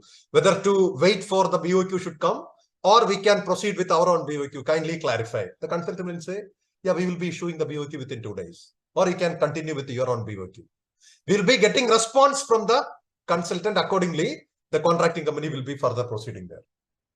Next one, the contracting company will be doing the detailed level of quantity survey. Already within the consultancy, they have performed a quantity survey. When the consultant has preparing the bill of quantity from the tender, after initially they will do the design. After the design, they will be making the tender drawings. From the tender drawings, either by manually or by the help of PlanShift or Bluebeam or CAN-T softwares, they'll be taking the quantity. That quantity only they'll be putting on bill of quantity, but that should not be accurate. Consultant might be intentionally or accidentally, they will be doing mistake within the bill of quantity. But it is contractor's responsibility that if there is any anomalies between the quantity in BOQ, they have to correct it. A lot of items might be missing in BOQ. Correct. See, one thing, most of the projects are like clause 14 projects only. Clause 14 means with respect to the country that we are working, the contract norms may vary. Clause 14 means that is what amount the contractor is agreeing. Suppose if the contractor is agreeing for the entire project completion like 1 crore rupees, within 1 crore rupees, the contractor has to finish it. But if the project value is coming higher than 1 crore rupee, the contractor has to pay the extra amount from his pocket. Or the company has to spend from their profit. Or if the project is finishing less than 80 lakhs rupees, 20 lakhs will be the profit for contractor. Anyhow, as a global minimum 10% of the project value, 10% of material, profit, labor, everything they will be considering as the profit of contractor. That is global standard. Okay. Anyhow, that's why now contracting company will be blindly following it because that will be risky. Intentionally, sometimes the client might be missing some item in the BOQ. The contracting company is blindly pricing the 8 number of air conditioning machine in the BOQ, 2 number of AC machine they might be forgetting to estimate, or they might be missing at the time of estimation.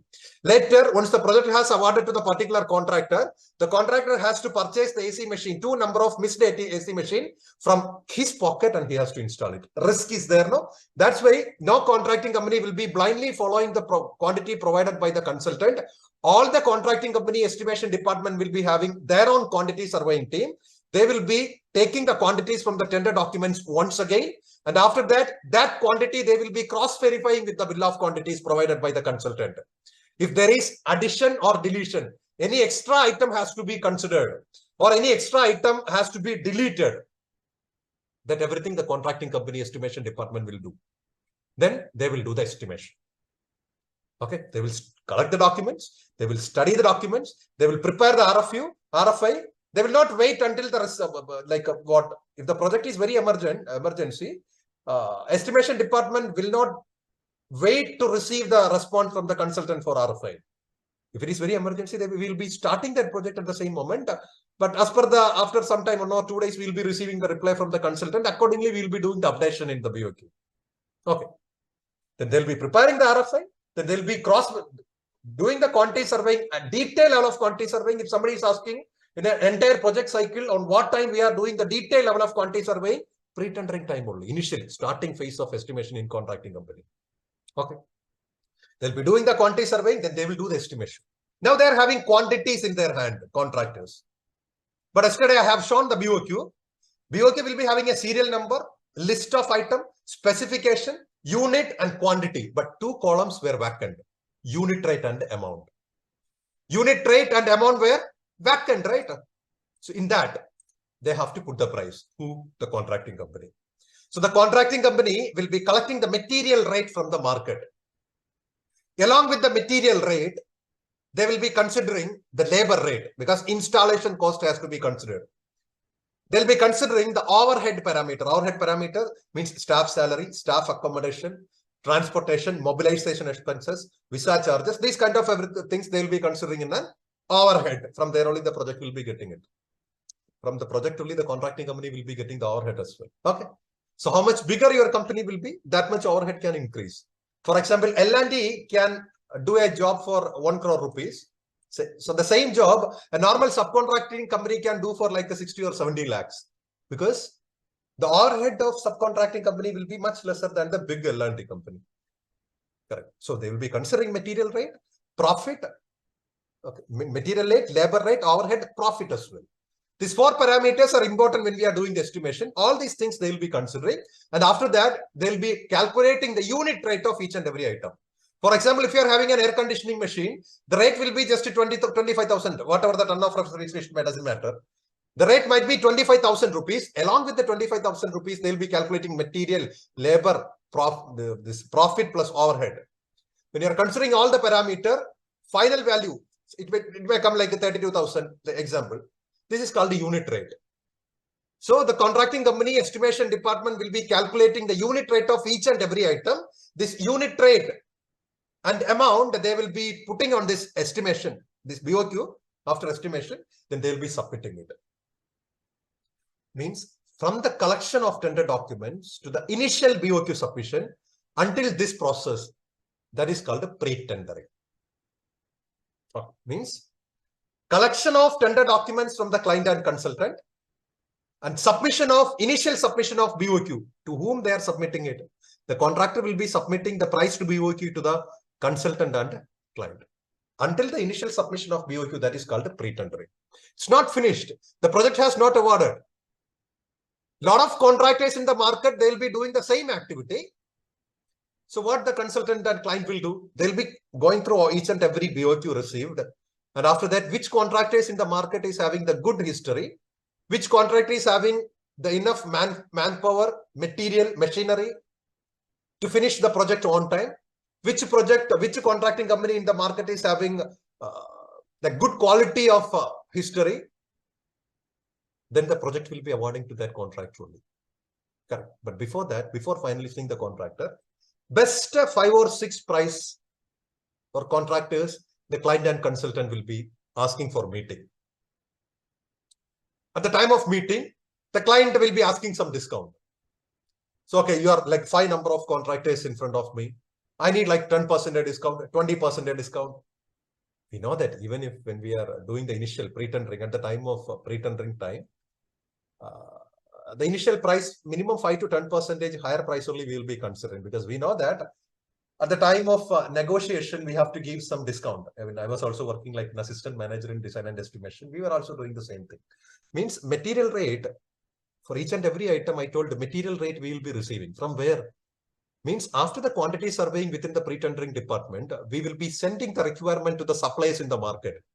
For example, I need the price of a chiller.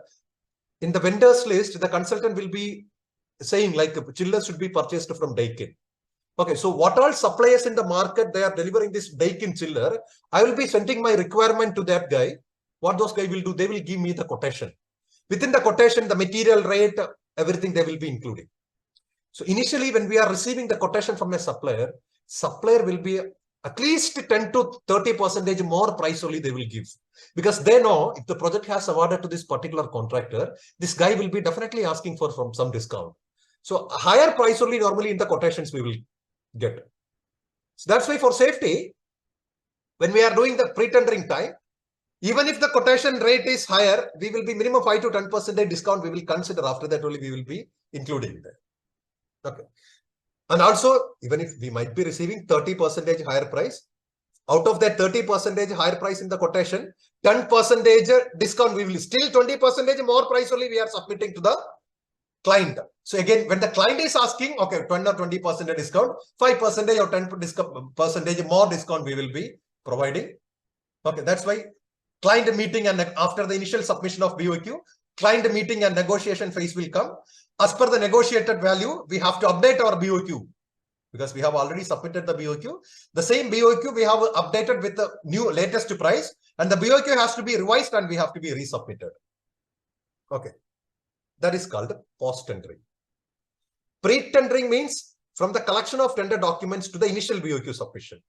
Once in the first time, if you have submitted your BOQ, your pre-tendering job has done. Post-tendering, after the BOQ submission, the post-tendering phase means whenever you are updating your BOQ, that process is called post-tendering. Pre-tendering will finish once the first BOQ has submitted.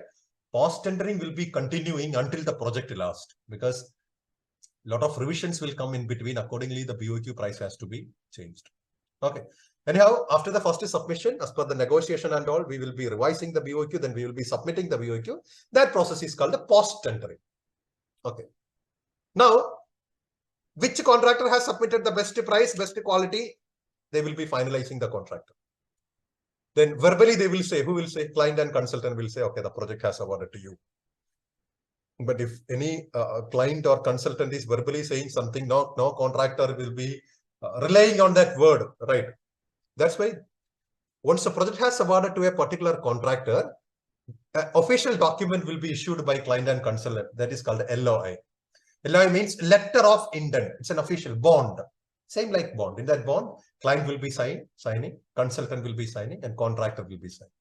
There, they will be clearly mentioning, okay, 10% of amount will be issuing within no time, and you can start your proceedings. So once the letter of intent has issued, officially we can say the project has awarded to a particular contractor. Okay. So it is clear that now the execution will start. So it is 100% clear that before starting the execution or installation, all the technical documentation has completed, design has completed, drawing has prepared, quantity surveying has done, estimation has completed, everything has created. Then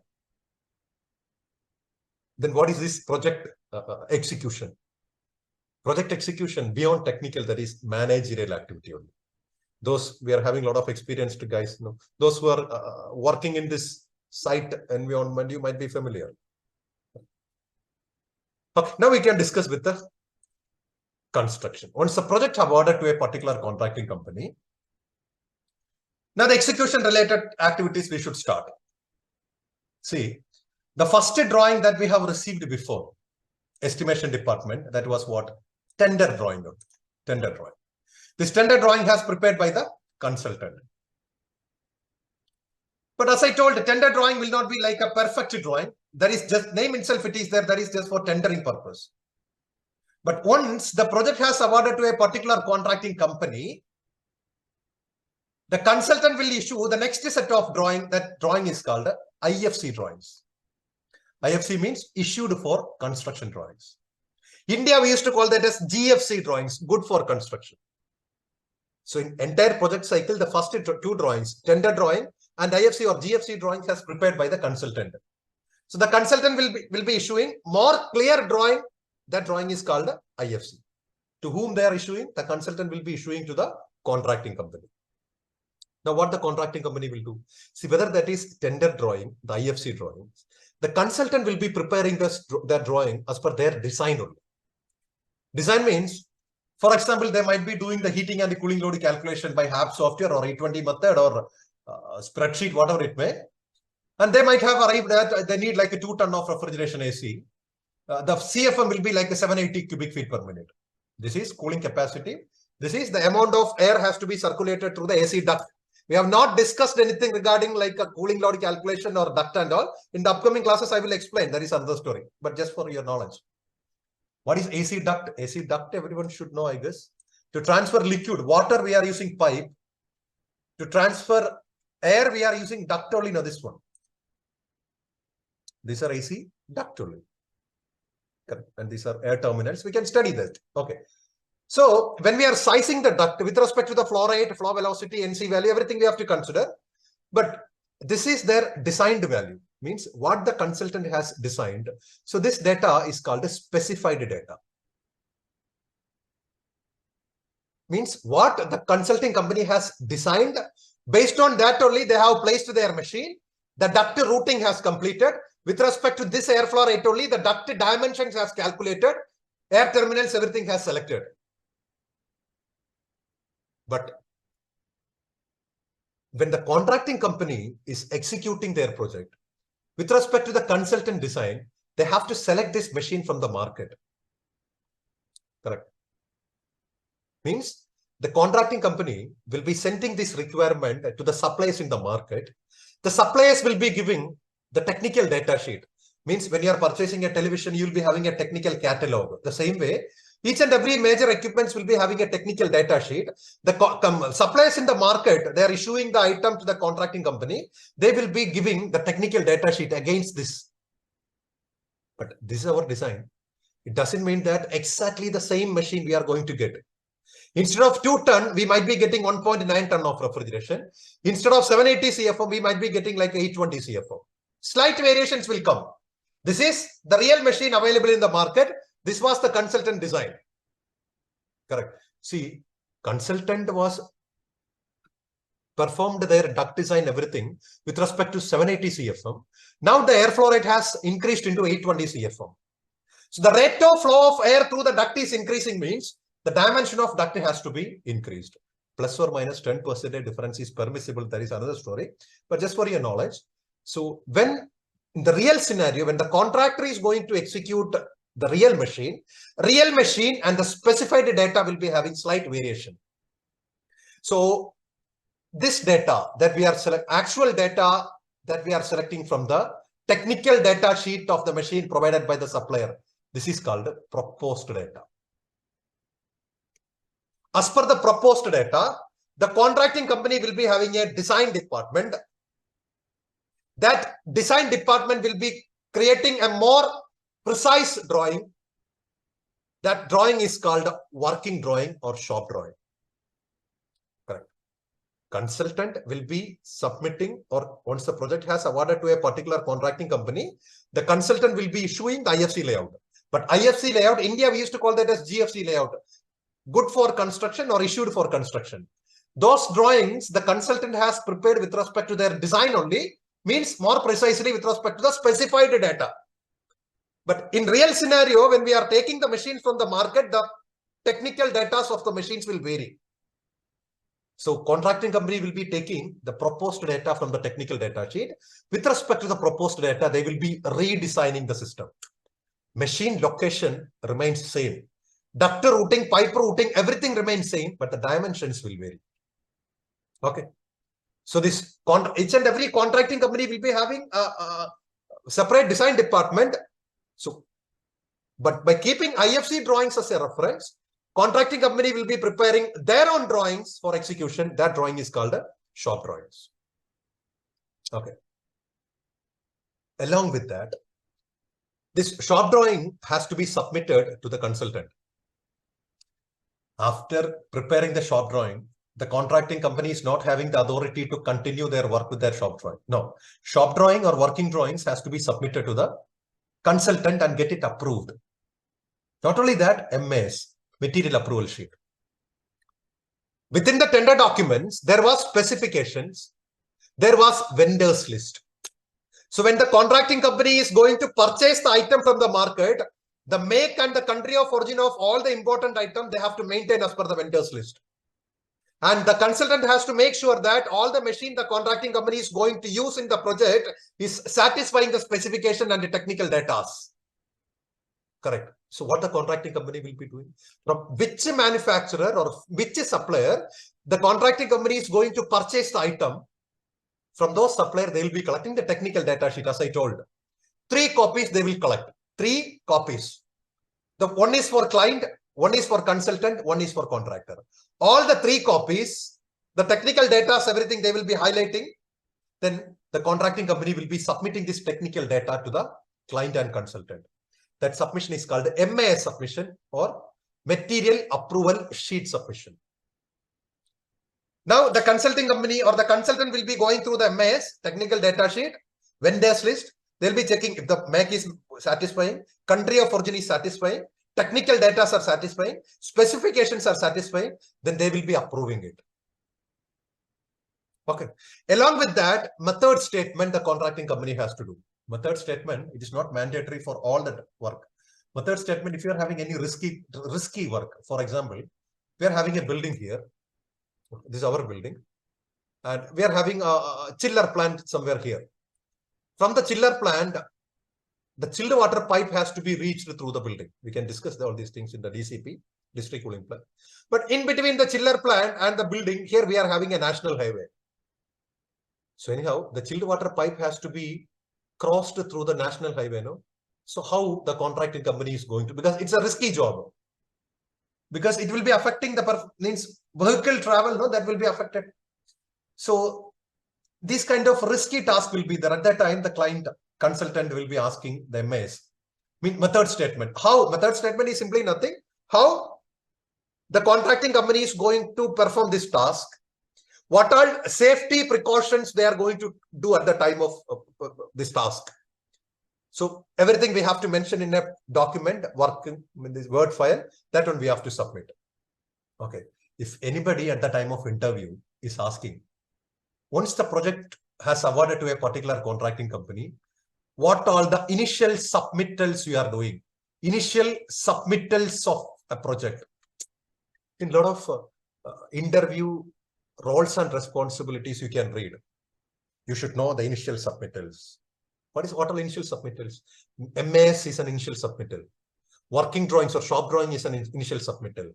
Method statement is an initial submittal. Once the project has directly awarded, suddenly we have to do this task, project team. All these MAS, working drawing, method statement, everything we have to submit to the consultant as well as the client. They have to approve it. Then only we can proceed the task. They have to approve the material approval sheet. Then only we can purchase the item. For example, if you need a chiller in the December month, you have to order that. Those are custom-made machine only, not ready-made machine. Ready-made machine means with money you can directly go to the market and you can purchase it. But most of these big machines are not ready-made, custom-made only. You have to give order, then only the manufacturer will be start making it. Same like car and all vehicles, custom-made only. Custom-made, almost all the MEP equipments is having minimum 4 months of factory time. They need 16 weeks of factory time plus transportation time plus port clearance. All those things will come now. Correct. So that's why if you need an item in December, like March or April or May, we have to submit this data. Okay. Correct. Means 6 or 7 months before we have to get the MAS approved, then only we can give the order. So that's why these things, once the project has awarded to a particular contracting company, once the letter of intent has awarded, suddenly we have to do the submissions. Okay. So once a MAS we got approved, then what we can do, we can procure the material. Procurement means we can purchase these items from the market. How? Either LPO or PO. LPO means local purchase order. PO means purchase order. Once, you know, we might have at the time when the contracting company is doing their estimation, they might have already received quotations from various suppliers in the market. So once the project has awarded to a particular contracting company, at that, now we are going to purchase the item from the supplier. Normally, 50% of amount we will be providing. The normal method means from the site, suppose if you are having like 100 meter of pipe or 1 lakh meter of cable work, all in a sudden 1 lakh meter of cable we are not going to purchase together, part by part only. Suppose if you are having 10 buildings for the entire project, what all buildings we are having the priority, part by part only we will be purchasing it. So site team will be writing, they will be writing the requirement of material. That is called MR writing. Material requisition note. It's a file like a receipt. The site team, sometimes like your project coordinator or the project foreman or sometimes the engineer might be writing that.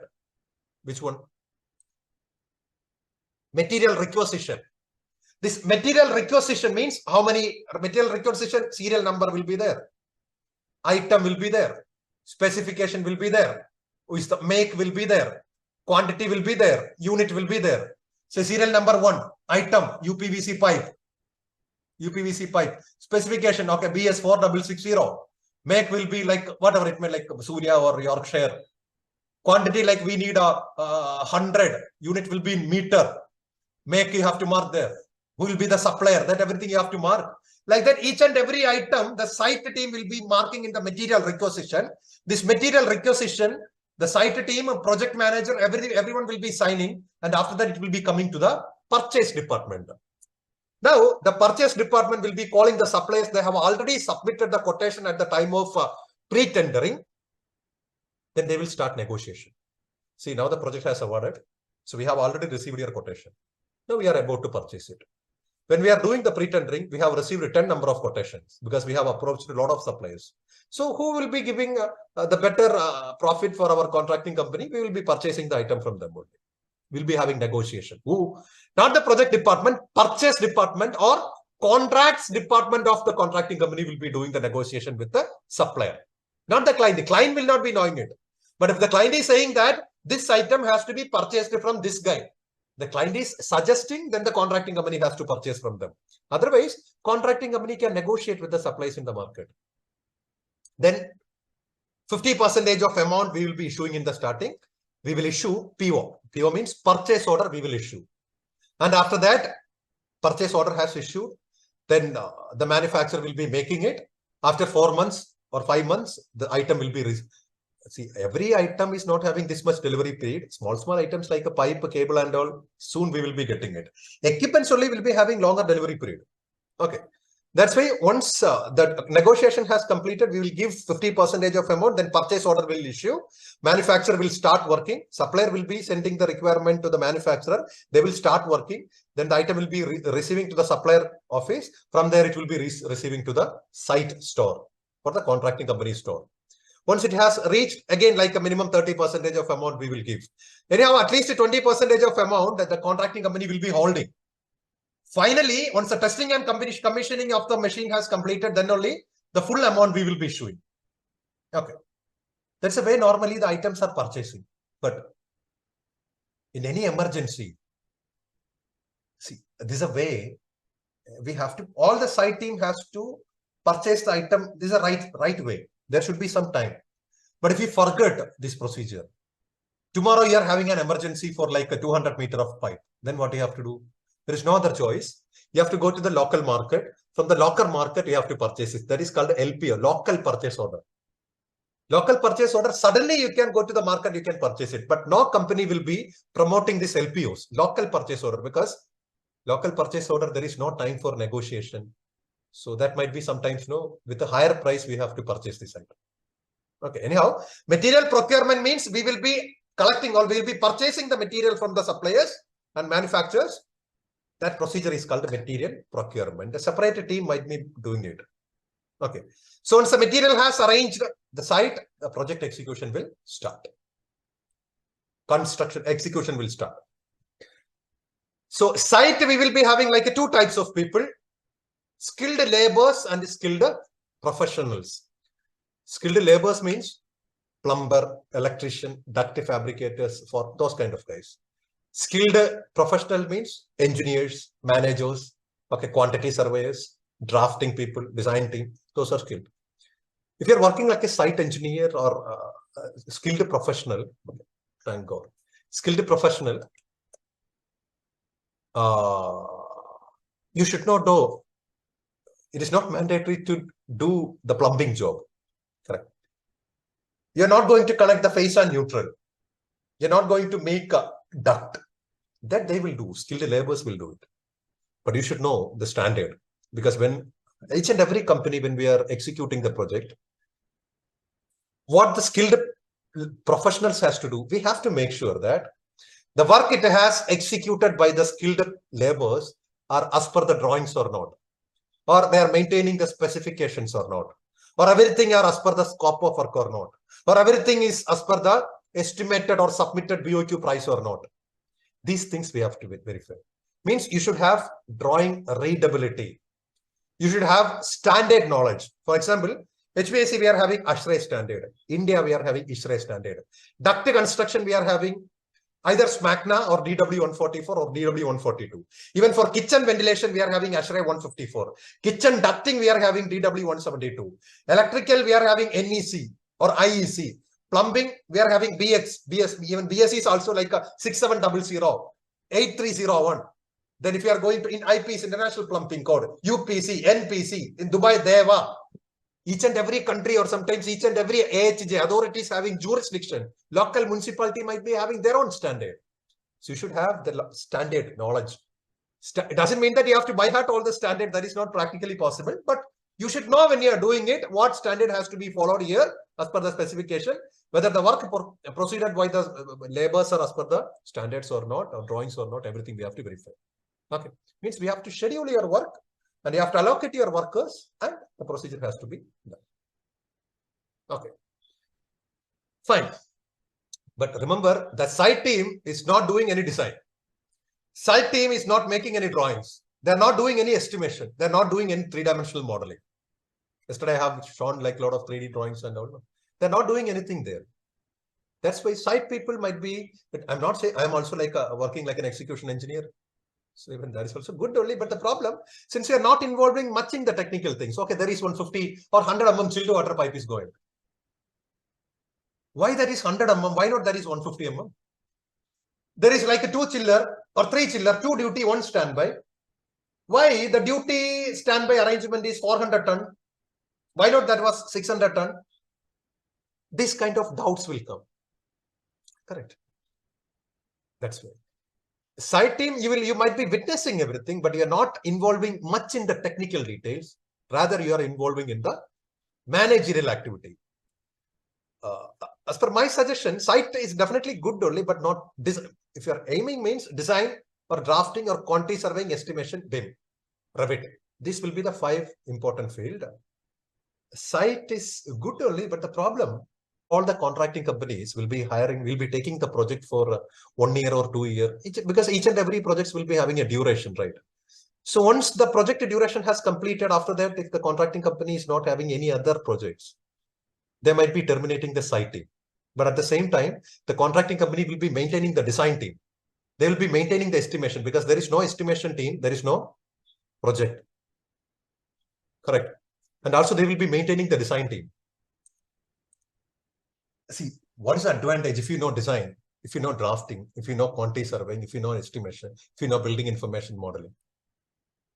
Normally, each and every contracting company or they will at least maintain their estimation department and the design team. The reason is, without design estimation department, the contracting company is not going to get the project because they're only estimating it. And also, we are having like 3 types of project. Design projects is there. Built project is there. D&B, design and built project is also there. Design is there. Built is there. Design and built is also there. Design means normally we are using in the consulting side. Design of projects. Design calculations. And built means contracting company will be doing it. Means they will be constructing the project. All the technical related things the consultant will provide. D&B means design and build.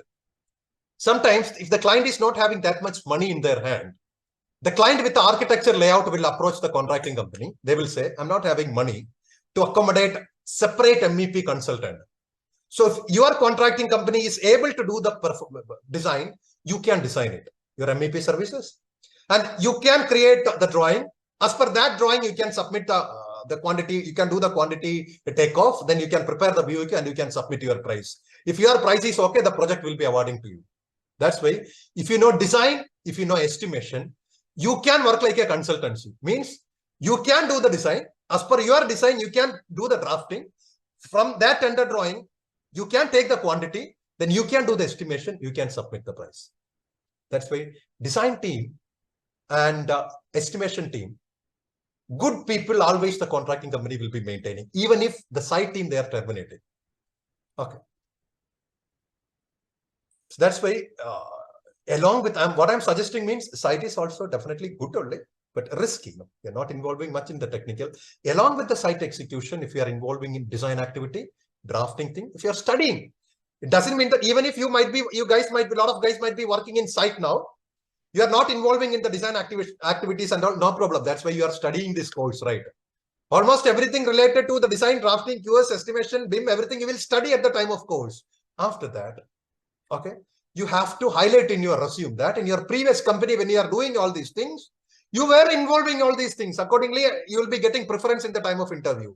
Freshers, what the freshers has to do, we will provide experience letter for them. Minimum 1 year experience letter, we will be arranging for the freshers. So they're no longer a fresher in the environment. Correct. In the industry, they'll be start getting job, not job, interview. They will start getting interview. If you are performing well in the interview, you will get job. Correct. So just update your resume up. We can discuss all these things in the upcoming classes. Okay.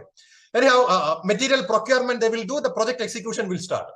Then what in the project execution normally the site engineers has to do or the site team? Skilled laborers will be executing it.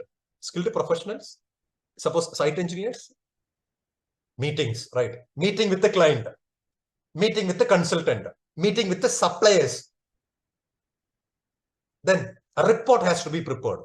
Progress report, daily progress report of the project, weekly progress report, monthly progress report. All this report we have to submit to the planning team as well to update the planning input. So a lot of reports has to be prepared. Meetings has to be done. Meeting minutes has to be prepared. You have to document that. Then IR means inspection request. As I told, the quality of the project is also responsibility of the consultant only.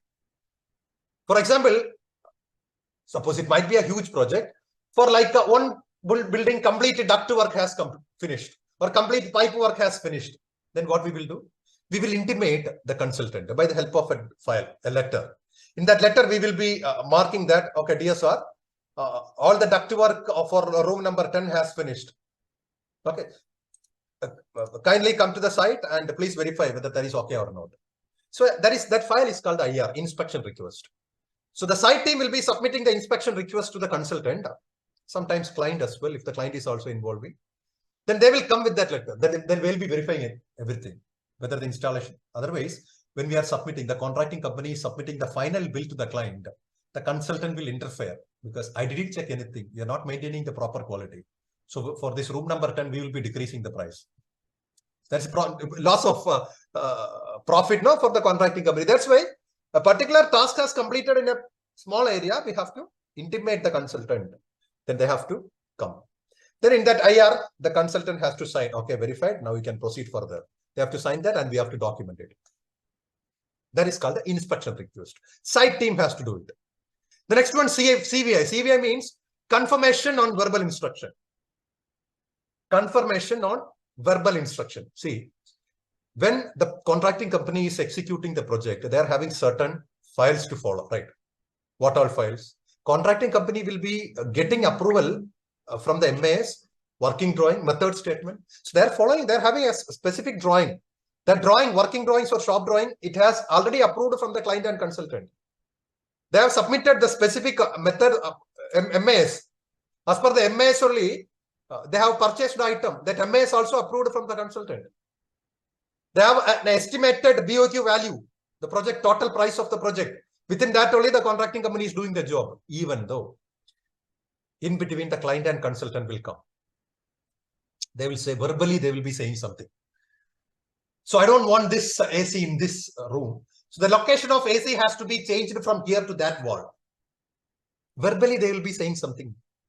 If they are saying like a nut or bolt, or this room locker has to be changed, minute like 100 rupees, 200 rupees, or sometimes even for big project, even there is 10,000 rupees, we will be closing our eyes. You can leave it. But for machine relocation and all, additional copper piping has to be done. If the painting of wall, everything has finished, we have to cut the wall and all. No? So that's why additional lot of cost will come. So these are ahead of scope of work only. The contracting company is executing as per the scope of work.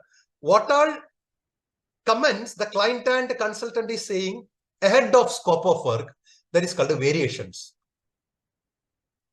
Variations. This variation is, we have not included at the time of estimation. But this variation cost we have not included at the time when we are estimating the project, right? There's an additional cost for the contracting company. Last, when we are submitting the final bill, it's to be charged separately. So that's why. But in the last, when we are submitting this variation, the client and consultant, sometimes they will not approve it. They will say, I don't know, I didn't say anything. So that's why for our side, contracting side, CBA, what all verbal comments the client or consultant is uttering in the site, on the same day or the next day, we have to document it. Okay, the client insisted or client told that to remove the AC machine from this wall to there, whether to proceed or not, because it has to be charged with the variations. Kindly confirm. So they will be approving it. Okay, you can proceed and you can claim the variation later. So it's quite a reverse thing. So if there are any changes, so we will do that changes only when we are receiving a COP, a proper documentation or regarding that changes from the client end. So same only. In this, same only, but that thing will be initiated from the client end. The client will provide us the COP. So when instead of site team, your client will give. Anyhow, whether the contracting company has to get that file. Whether the client is initiating, but sometimes I'm not saying that all the clients are that much a good client. Sometimes they will verbally saying something. No, but there is so if the client is project team and a consultant, so they do on behalf of them, and when we receive that document, then only we will proceed with the changes. Then there is a very good client. Fine. Okay. Yeah.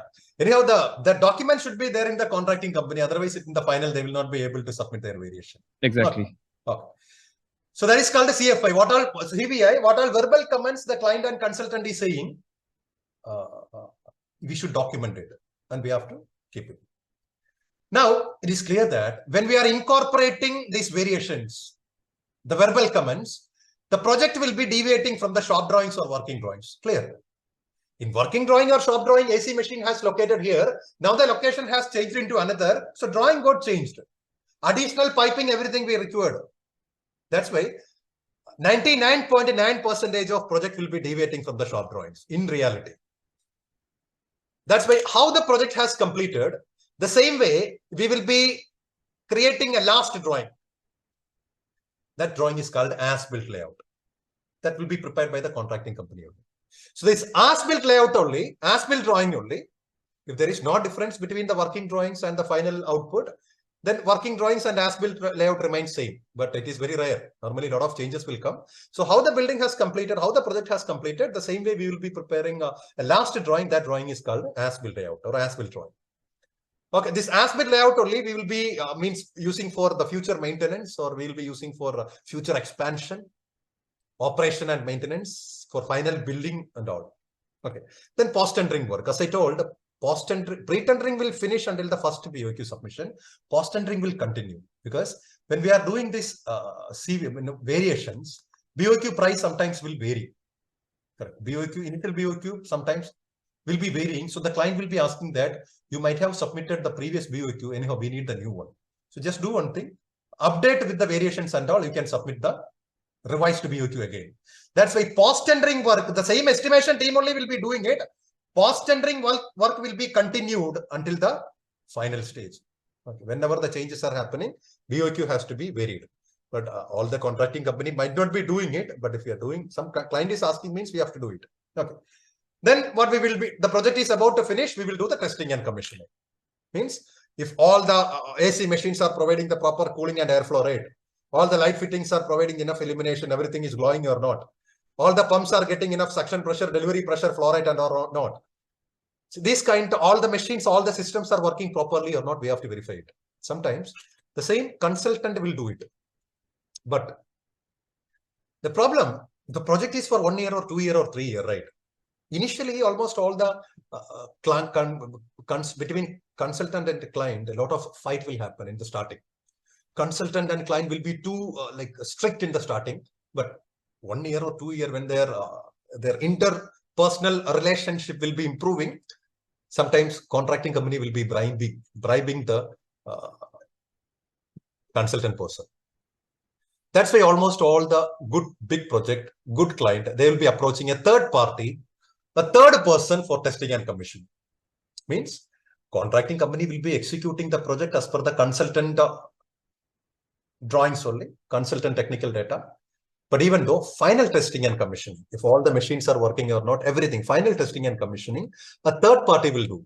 But the contracting company has to pay the amount to the third party, or sometimes the client will be saying it. Anyhow, in the conditions of contract, they'll be mentioning.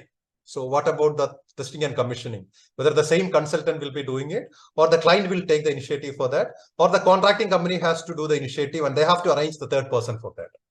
If the client is saying so, when the contracting company is submitting the initial BOQ, the third party testing and commissioning cost also has to be included. Because third person is coming means, so the client will be safe there.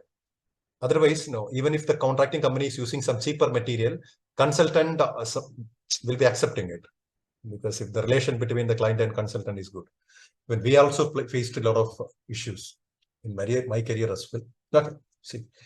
That's why we'll be doing the testing and commissioning. At the same time, we'll be doing snag listing. What is snag? Pending works are called a snag. Lot of small pending work will be there. For example, civil side, if you forgot to put a hinge on a door, or a door handle is not there. If you are going to the toilet, the soap dish is not there. In a wall, you forgot to place your remote holder. These kind of small, whether very small or bigger, what all pending works are called a snag. So once the project is about to finish, the client or a person from a client side, sometimes or not, but consultant definitely, and a contracting side also, some people will be traveling everywhere. They will be walking through the entire site and their project, and they will be listing the snag one by one. Then 2 copies we will take. With the original, the consultant will go, and with the duplicate, the contracting company should start clearing the snag one by one. They have to clear all the pending work. Once it has completed, we have to intimate the consultant again. Consultant will come with the previous, the same original. They'll be checking. Okay, so the soap dish was not there. Now it is okay. Door handle was not there. Now it is okay. One by one, we have to correct it. That is called the snag listing and making. For big project and all, thousands of, sometimes 10,000 numbers of snags can come. Okay, that is called a snag listing. Now, on to manual operation and maintenance.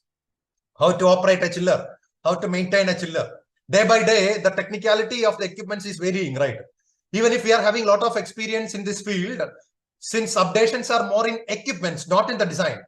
Updations are more in the equipments. Sometimes, no, we always need support from the manufacturer. So normally, operation and maintenance manual we'll be getting, means how to operate the chiller, how to do the maintenance procedure of the chiller, how to operate the pump, generator, everything we'll be getting from the manual we'll be receiving from the supplier. We have to submit this to the manual. The contracting company has to collect, and they have to submit to the client and the consultant. Then the contracting company, along with that, they'll be submitting the final bill along with the as-built layout. Then the project they will be handing over. Project has completed.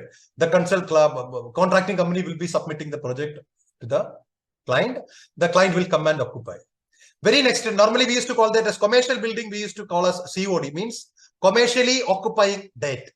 Commercially occupying date, or normal non-commercial building will be calling that as handover date. On the handover date, we will be handing over the project. The client will come and they will occupy. Very next day after the project handover, the maintenance period will start. As per the conditions of contract, 300 days or 400 days, the contracting company has to provide the free maintenance. 5% or 10% of the total project value, as per the conditions of contract, the client will be holding. So once the project maintenance period has completed, then the client will be issuing the 100% amount to the contracting company. Sometimes the same contracting company will be doing the maintenance, free maintenance, or the contracting company will be giving this maintenance to the third party, means AMC companies will be there. AMC means annual maintenance cost. This annual maintenance cost, the contracting company will be providing to another company, third party subcontractors and all, they'll be doing the maintenance. Okay. So this is a nutshell of the idea of a project to the maintenance. Maintenance, you can call maintenance sometimes like facility management, but facility management, not only MEP, a lot of things will come, but we can study that. That's why within that, what all activities we have to do? MEP is design, drafting, quantity survey, cost estimation, installation, testing and commissioning, maintenance, procurement, means this one, contracts, beyond everything, building information modeling. Okay, see, in this course, we'll be studying design, drafting, quantity surveying, cost estimation, building information modeling using Revit and Navisworks.